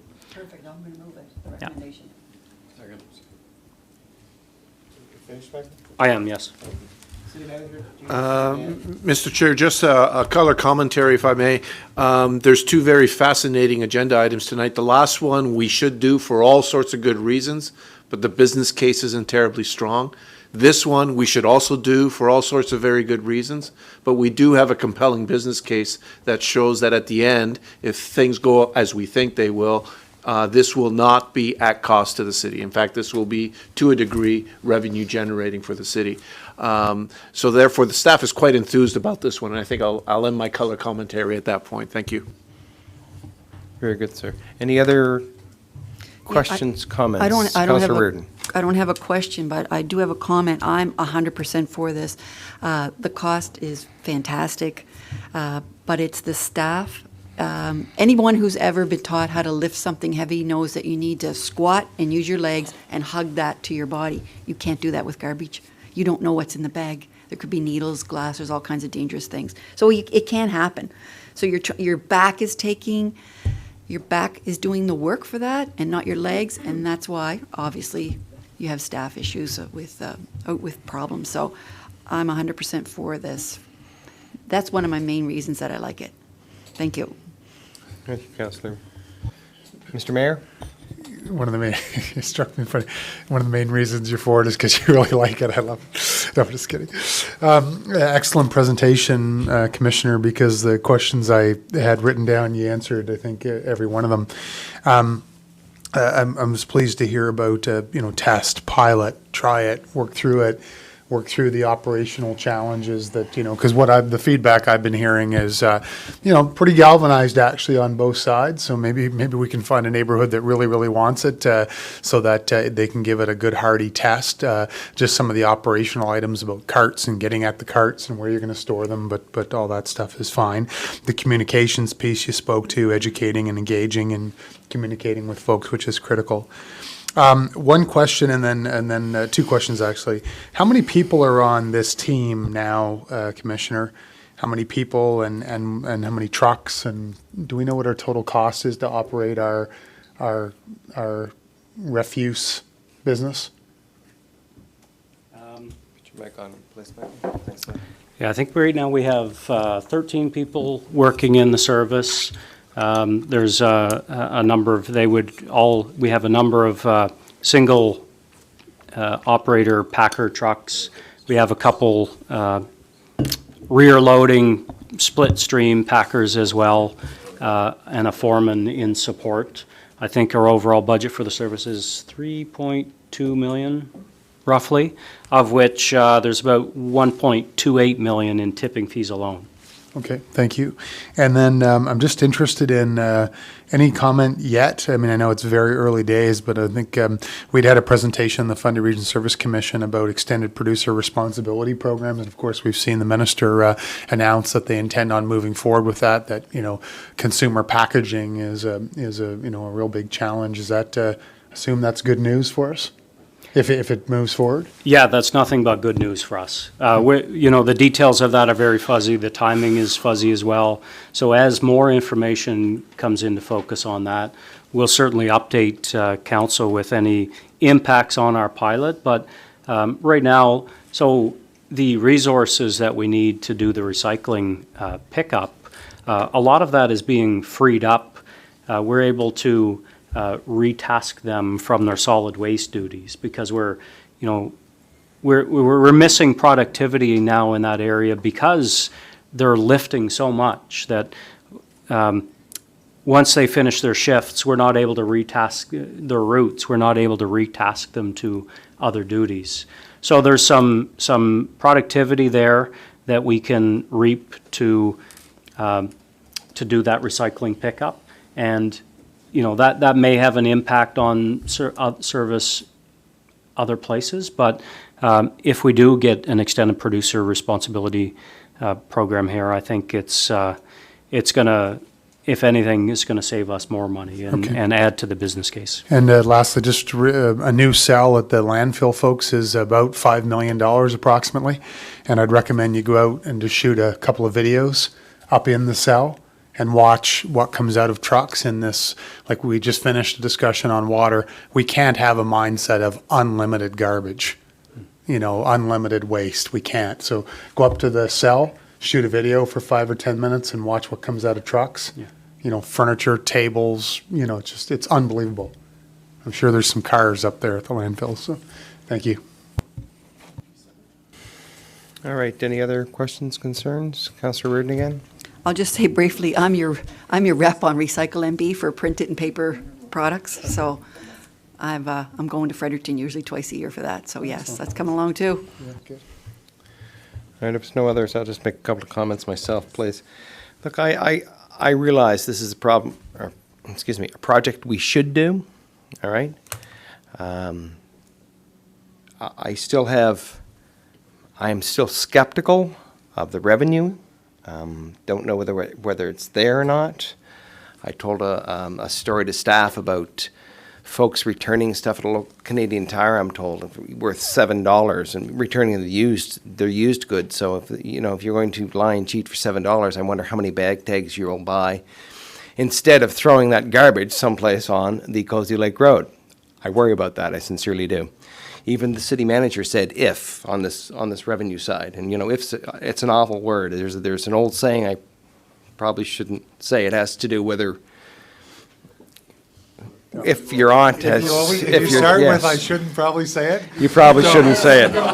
Don't. All right. There lies my concerns.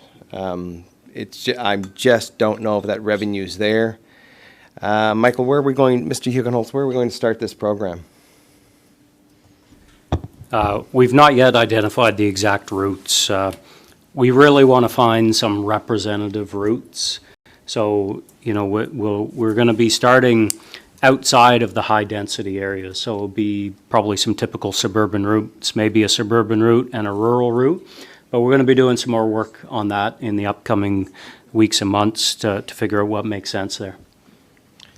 All right, I have a little problem with that, too. I think a high-density area should be chosen. I think it should be right in the north end, and see how that works out as well, all right? Because that's where we're going to have our difficulty. That's where you're going to have someone that's not going to have a bag tag, that if it's there for 3 weeks after he puts his garbage out, he or she doesn't give a hoot. That's the problem I see. I think dumping is going to be a problem, and I realize we should all be responsible, good people. And that's just, there's another saying I can go, but it's just not there most of the time. So, look, I'm going to, there is a motion on the floor. Donna, you made it, was seconded, Yeah. Councillor? So I'm going to let that go, but those are my concerns. So, motion on the floor. Call for it. All those in favor? Aye. And those opposed? Thank you kindly. Thank you, Mr. Hugen. So, we have 1.5. Chief Clifford, are you going to take all? Yep. Yeah, okay, thank you, sir. Where's the, thank you. In advance is right. Yeah, you can also just press the space button. Okay. Back? Oh, wait, up. Oh, up and, yeah. Okay, up and down. Okay.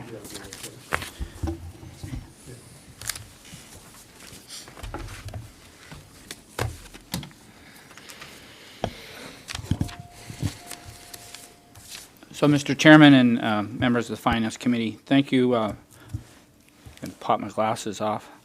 Thank you for giving me the opportunity to submit these unique requests this evening.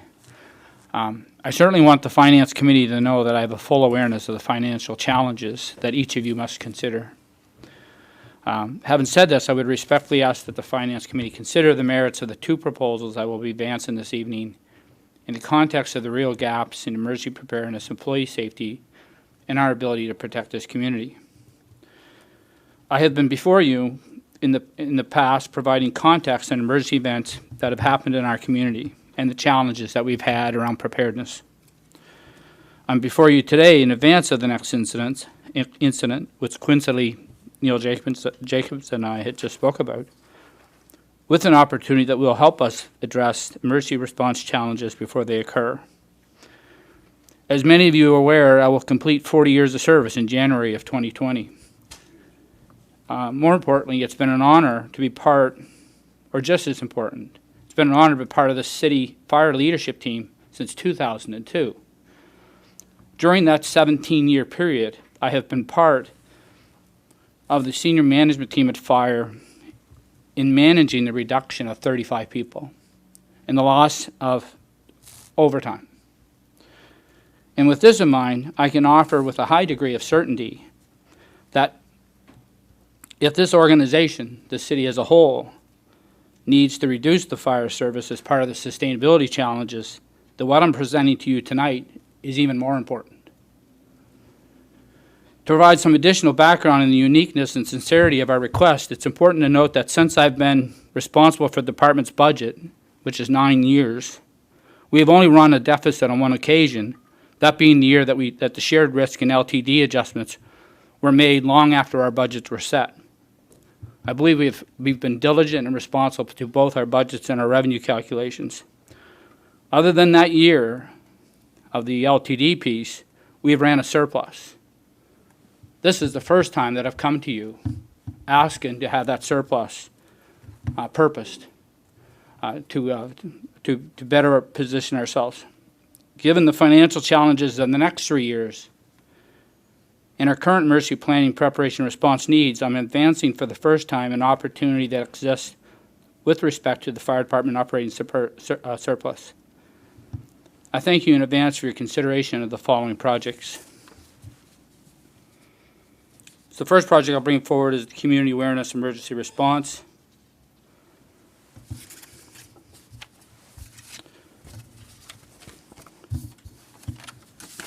So it's all in the report. So we do project a surplus.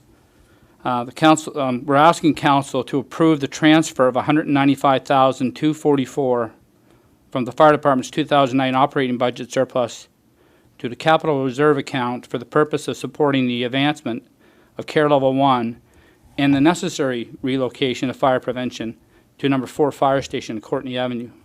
That would be our recommendation, our hope that finance would recommend that to council.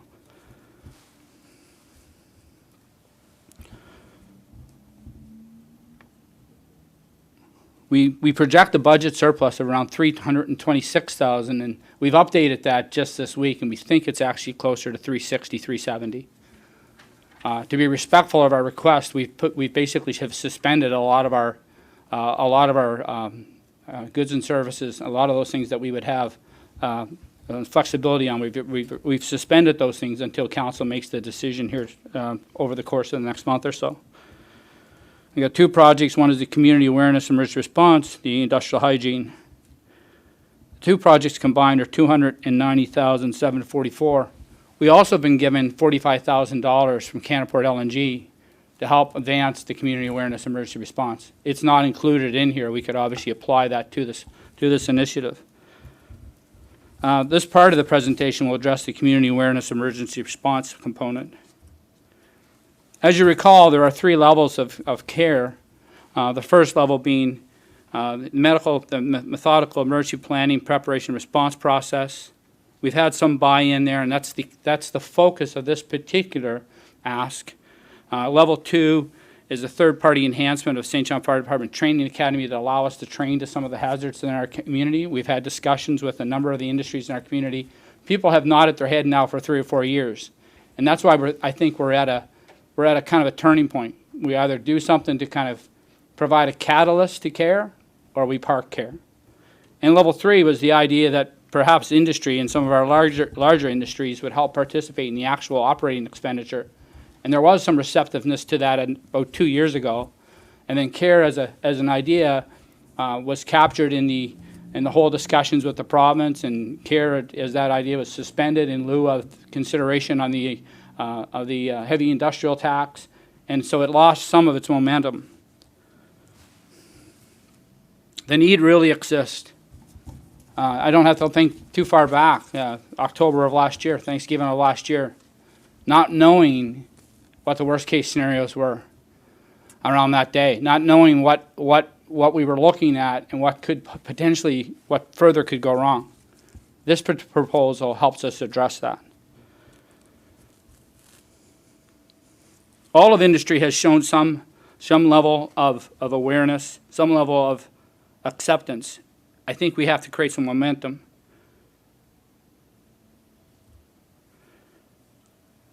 Those who are familiar with our emergency response EOC, Emergency Operations Center at Station 1, we would look to displace in our Fire Prevention Division, which is located right beside it, and create a simulation theater right next to our EOC. The simulation theater would be a place where we would basically test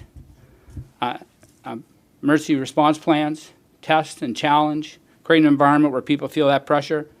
In addition to the emergency simulation theater, it ends up being an appropriate breakout room during EOC events, whether it's for the planning section, the logistics section, and it provides a greater robustness. Even today, in our training session today, in our exercise today, we could have used a breakout room.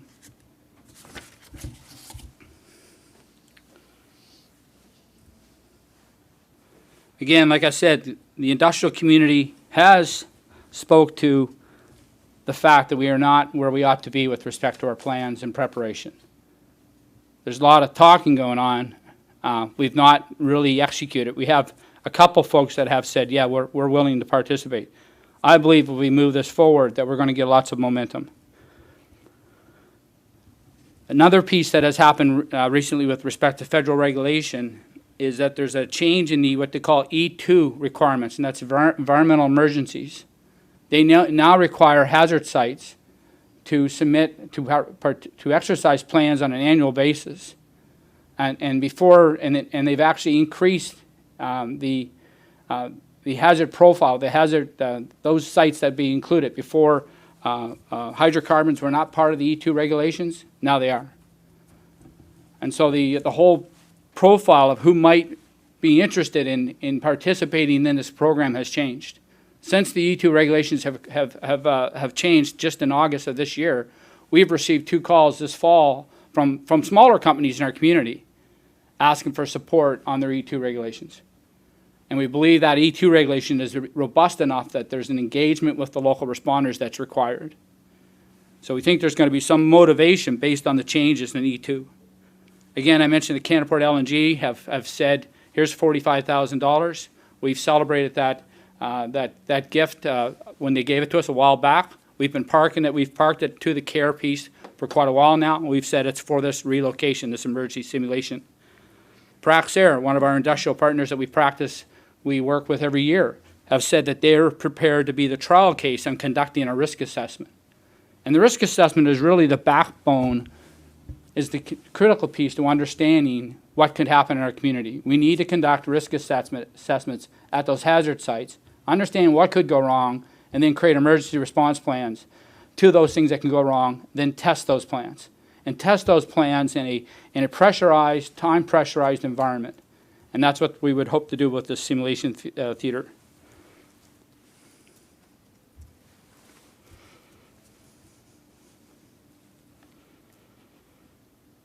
So we would obviously have to displace we're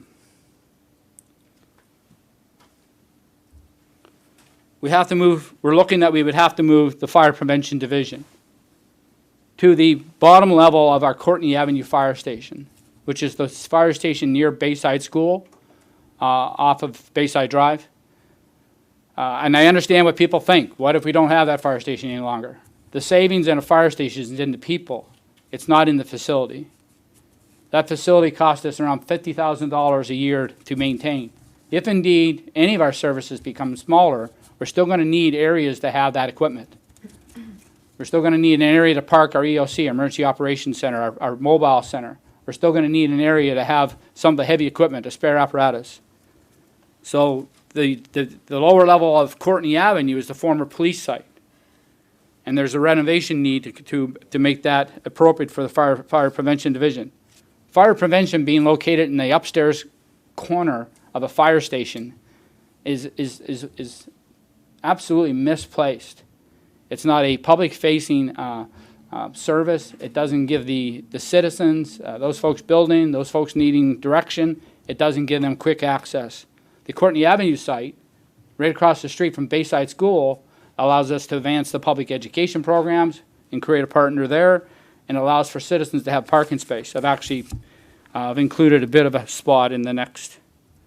So there's the Courtney Avenue station. I'm hoping maybe it doesn't work. Yeah, it does. It won't show up on the screen, so yeah, I guess we're not going to work. So basically, that's the Courtney Avenue station. Courtney Avenue, it would be in the downstairs location that's been vacated by when the police force, the satellite piece of the police force moved to, everybody moved to Peel Plaza. In the pricing that we've got there, in the $195,000, we've built in the contingency. When you look at all other, that's a $42,000 contingency that allows for whatever I won't call them miscalculations, but whatever cost overruns you have.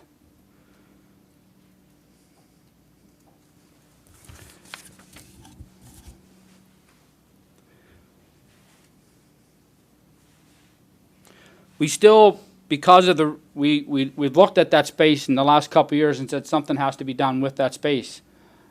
We were left with mitigating some of the material, some of the asbestos that was in that space. The inside of that space right now still requires, regardless of what we need to do, it requires approximately $40,000 in mitigation. That $40,000 would not need to be spent in that way if indeed this project were approved. Council priorities with respect to this the project. I think having, council, one of the priorities is obviously a safe community. Understanding those things that can happen in our community, understanding those worst case scenarios, and we certainly have a history. We don't deal in the remote possibilities. We have a real, I won't call it rich, but we have a history of things happening in this community. And you folks have been part of that. I've been on the ground not understanding what the worst case could be. I think people have to have confidence in our emergency response, have to have confidence in how we respond. Some of our response, although we've received a fair amount of positive comments, there's been comments around our communication strategy. There's been comments around communities not knowing.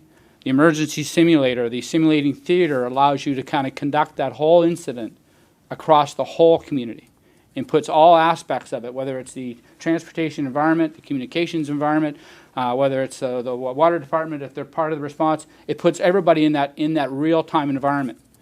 And one of the things we experienced this year with the flood, it was our second flood in 11 months. Although we had a good experience in 2018, the execution of the 2019 flood was much better by virtue of how recent the previous one was. So that speaks to replication.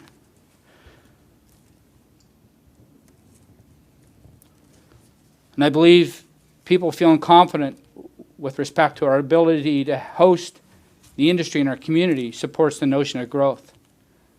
If industry in an urban center, in a vibrant urban center, don't coexist, and there's obvious signs of that, that's going to be a hindrance, or at least some type of restriction on the idea of growth. When people have the confidence that that industry and the urban community have a great working relationship in that the community is connected at all aspects, I think it brings confidence to the idea of growth in those areas.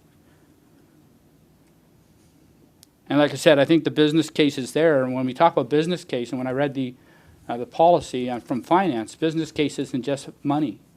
Business case is on whether it can bring safety to your community. Is there an effective, or is there an enhancement into the effectiveness of the resources into the services you bring? That's the business case. And I think this care level 1 brings that business case.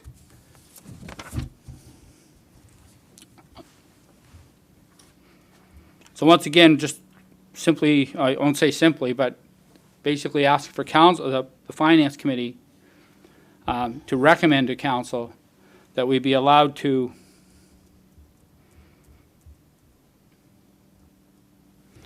the council approve the transfer $195,244 from the fire department's 219 operating budget surplus to a capital reserve account for the purpose of supporting the advancement of Care Level 1 and associated Fire Prevention Division relocation to Fire Station 4. I don't know if you have any questions on that one, if you want to hear both of them, and then Any questions? Any questions, concerns? You have a mover. We have a mover. We have a seconder. Any questions? Couple of comments, yeah. Councilor, or Mayor? No problem, thank you. Thanks, Chief, for the presentation. You know, I got a whole bunch of things going through my head. I mean, I guess first bullet I wrote down was just around taxation fairness, you know, and you said the word host industry, you know, and you and I have spoken about this a number of times, you know, do we, you know, we would be careful. It's not that we don't have emergency plans, but we want to have enhanced emergency plans, right? You know, in terms of, sorry, Yeah, well- you're grimacing, so maybe Yeah. I said it the wrong way. yeah, I'm not absolutely confident that we have emergency Right. plans for all the hazard sites in our community. Right. I think this will be part of the inspiration, that in the E2, the ability that we can do this, and I'm grateful for the people that said they're willing to participate. I think that'll compel others to participate. Right. Yeah, so I guess where I was getting to, thanks, Chief, I guess what I was getting to is a level of, I guess I'd call it frustration that, you know, we're talking about taxation fairness in 2023. We proposed a first phase of tax reform, very specifically with a very reasoned approach that we have more heavy industrial activity in Saint John than any place east of Montreal. The answer to that was no. And now we're back here at the committee having to spend more money to be more prepared as a host community. And I'm just very frustrated by that. I'm not saying, you know, we shouldn't do it, but I guess I'm frustrated by it. I guess I'm just trying to, and maybe it's to the Commissioner of Finance, we reported maybe a month or so back now that we were projecting about a $2.3 million surplus for year end, which would mean we were going to be, you know, good stewards, is the way I'd argue it, of the provincial tax prop up that we were receiving. Is that so? In these various presentations we've had tonight, are we now dipping into that projected surplus? In other words, the surplus will be lower at the end of the year? Through you, Mr. Chair, I believe, and maybe the Chief could comment on this, I believe some of these projects they've incorporated into their projections at the time when they brought the Okay, projections. thank you. They were. Okay. Thank you. Through your issue. Yeah, so, okay. Actually, it was through Jody's diligence and Okay. saying, Chief, you need to represent the same thing. Okay. And So probably we're still being very solid fiscal stewards, and we've put some set-asides for some what we believe are very important projects. Yeah. Your Worship, if you don't mind, the goal would be here is that for this service would be to charge at minimum recovery. So, you know, these are things people need to do, and they're already paying other folks to do it, but we're not connected to it sometimes. We would be looking for recovery on these services. Okay, and who would we charge, Chief? Sorry? The various people that need those emergency response plans. Okay, thank you. And, and I guess, it's just an up one level from this very specific. I'm still sort of struggling with we're having this bigger budget discussion, but then on a almost weekly basis now we're having all these micro discussions, and I'm struggling with how it all fits into that bigger picture. So to move ahead, for example, with something like this, and we don't know where we're going to end up yet. You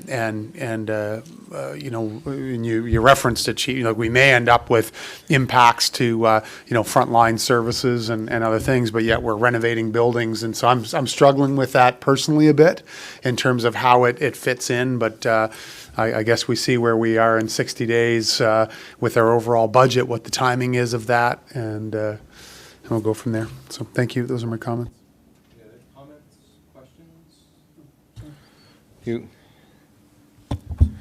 so Chief, I've got a couple. So it's a revenue-based model at the end of the day, but as it stands now, you don't have a client. Well, you said Praxair? Praxair has volunteered to be the beta on us doing a risk assessment of their operation. Okay. And then creating emergency response plans and being that beta. And then basically, they're saying, yeah, we'll do that.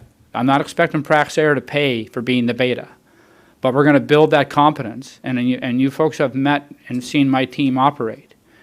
We believe that once that team operates and creates this process, and again, you've got this compelling piece around environmental emergencies that is driving the hazards in our community to be more responsible.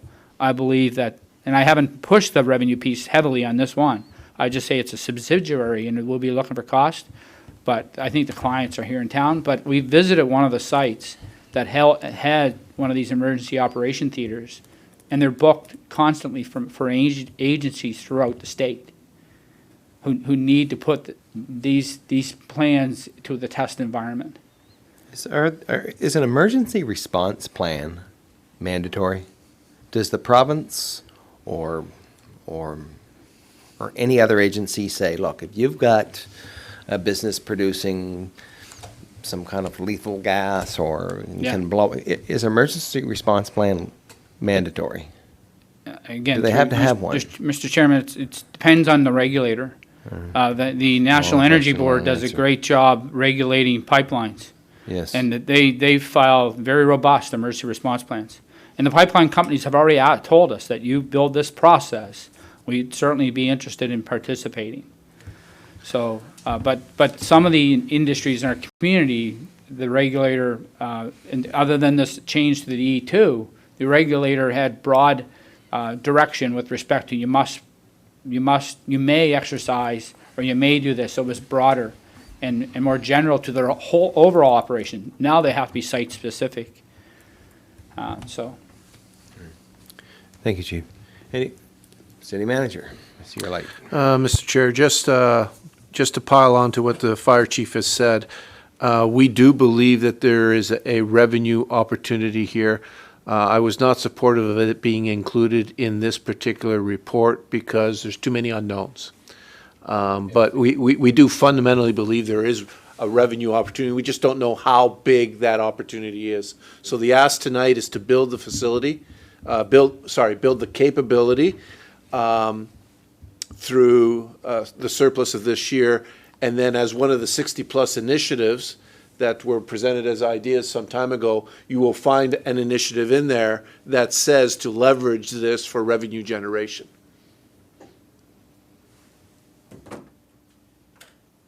All right, anyone else? So we have a motion on the floor and we have a seconder. I'll call for the question, please. All those in favor? And those opposed? Thank you. Chief, you have one more, please? I do, and very much along the same principle in that we have a surplus. We would, thank you. And we would have a surplus. There's an opportunity to advance safety of our operation and to support our revenue at the training academy through having a firefighter hygiene program at the training academy. I'll give you some background because you want to talk about business case. The financial business case, we're coming at this one from the backside, is we took our training academy off the Milledgeville site. And we did that. That was our idea. We sold the Milledgeville property for $750,000. It now returns $100,000 a year annually in tax. That's John Like Coutu. those numbers. And there's still an opportunity to expand that. What we lost in that transfer is we lost the ability for our firefighters to keep their dirty bunker gear out of the training academy. We lost showers. It's because we went to a training location, a brand new training facility at the Irving Oil facility, and we don't pay the operating expenses at that facility. We don't pay for the taxes at that facility. It's all part of that business case. But there's a substantial business case that already happened. We didn't get back through that exchange the status quo of what we had. So I'll just kind of go through this one real fast. It's the same principle. It's about keeping the carcinogens away from the firefighters. When they go and do their training, it's about keeping that dirty bunker gear in a location where the gear could be. And we're again asking council to support the notion of creating a capital reserve. If the finance committee makes this recommendation to council, by the time it goes to council, we would have the lease agreement with us when it goes to council on this facility. It's basically, there's 326,000, it's all the same points. Talk about what we know about firefighting deaths, firefighting occupational illness. It's attributed to the cancers, the particulate that's in smoke, and the dangers there. And then again, there's the number of presumptive cancer under WorkSafe, recent changes to WorkSafe. We recently had one of our firefighters pass away under a presumptive cancer. And so we're trying to keep the smoke particles that is on the bunker gear away from the living quarters. So the City of Saint John, we established a hygiene committee. We developed a number of procedures around keeping the particulate matter away from the firefighters. What we can't do at the training academy right now is we have nowhere to go from the burning building, put our bunker gear somewhere, and go into a classroom. And our training instructors and anybody we host should be able to get into a shower, get that stuff off them, and then get back into the classroom. I think again, I spoke about that feature was lost when we left the fire station, we left the Milledgeville location. So it's proposed that we get a custom-built Elantra trailer connected to the existing training facility at Grandview Avenue, and it would accommodate a dirty PPE, protective personal equipment room, showers, a clean briefing room, and access to the new training facility, training center, classroom that we have. Design, site preparation, site servicing cost to accommodate the Elantra trailer is $95,500. We've got that quoted. The landowner, Irving Oil, has consented to the project. There's our existing, our existing site, the arrow's pointing to it. We would basically abut another trailer that had the showers, the dirty area, onto that classroom, so that we could transfer from the training building facility into the classroom. The layout basically has an entrance from the exterior, obviously, right into the gear room. Right from the gear room, you go to the showers. So therefore, you have a chance to get the gear off. The gear is scrubbed out in the field, but it still has some residual on it. You have the gear off. If it's dirty enough, it goes to the showers and the washer. It goes to the wash machine at Adelaide Street, gets washed. The firefighters, the fire instructors, the participants can get in the showers, go to the briefing room, and if they have theory classes, they can go over to the theory component of the training of this training session. We've validated that the lease to own, our capital purchase program is we only do capital purchase, and correct me, finance, we only do capital purchase over 15 years. So we ran the model that if we do the capital purchase through 15 years, or we do a lease for 10. Whatever the period was here, I don't know if it was 66 months, that it's actually cheaper for us to do the lease. We would pay for the lease out of our existing training budget. We have a training budget, and we're not asking for an increase in that training budget. We recognize that it may even be decreased, but we have some discretion on what we do with our training budget. We feel it's that important that we provide that safe environment that we would allocate that $2,300 a month from our existing training budget. That would be how we would maintain, sustain the new trailer at the training academy. And then the 95.5 is basically the infrastructure work that is required to hook it up and place it on the location. Again, it's basically goes back to the same recommendation for the most part. Ask that the Finance Committee recommends the Common Council. The council approves the transfer 95.5 from the surplus, 219 surplus, to a capital reserve to support industrial hygiene firefighter training center initiative. And then we'll bring to council, we will bring the agreement on the lease agreement, lease to own 66 months. After 66 months, you own it. All right. Thank you. I have a mover. And I have a seconder. On the questions, are any questions, concerns, comments first? I'll just say briefly that I don't know about industry and what they're built with, but I do know that today that a new construction home would have a lot of plastic and glue in it. Your cabinets are all particle board. Your house is wrapped in plastic. So I think there is a bigger risk in a lot of ways. Like if I was building, I'd probably try to get tar paper, which is probably something like a dinosaur today you probably can't get. But so I do think there are more risks with plastic because there's so many things about plastic we don't know. So I would support this. I think it's important for the same as the garbage issue. It's the health component of it, I guess, how it impacts your workforce's health. So that's why I'm supporting it. Thank you. Thank you, Councillor. Anyone else? Just want to make sure. Mayor? Donovan, you turn yours off. Oh, sorry.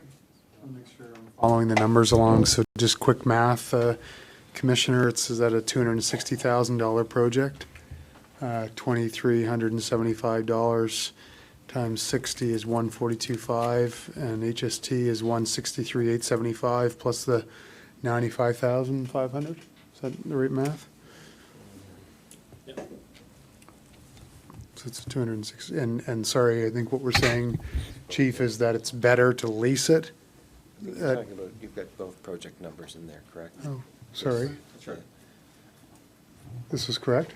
So we're gonna lease it for $23.75 a month, and we have $95.5 in site-related costs. Yes. So it's a 260. Then, so Commissioner, do you agree it's better to lease it for $23.75 a month than buy it? It's negligible. The practicality is the majority of our borrowings is through a 15-year debenture. So it's for a one-time investment. The interest difference is pretty negligible. Thank you. And Your Worship, what we looked at was, again, we have a training budget for our firefighters that we've said that we're going to dedicate that $2,300 a month. It's that important to us that we'll forego some of those other training initiatives to have that safe environment. We also think it'll spur some of the interest in our training site as a place where we could have 2 or 3 day host 2 or 3 day sessions for outside folks, whereas today we're limited because we don't have the showers. Any other questions? So I'll call for the vote, please. All those in favor? Aye. And those opposed? Thank you very much. That's great, folks. It's 7:45. Now I'll call for adjournment. Yeah, thank you. Thanks so much.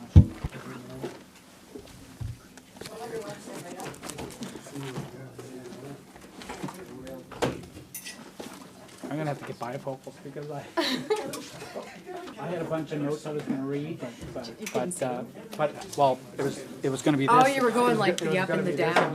Yeah. It was all right, yeah. Bifocal. Yeah, bifocals. Yeah.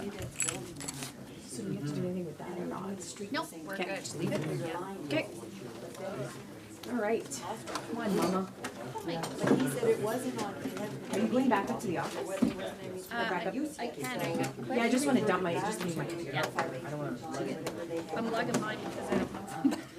Okay. I wasn't sure. I feel like I'll be back. Well, a lot can happen in Because he says it's no different, should be no differential in what the water use is in the building, it's just the size of the line that will change. And escalates the price exponentially. So he went back to the line.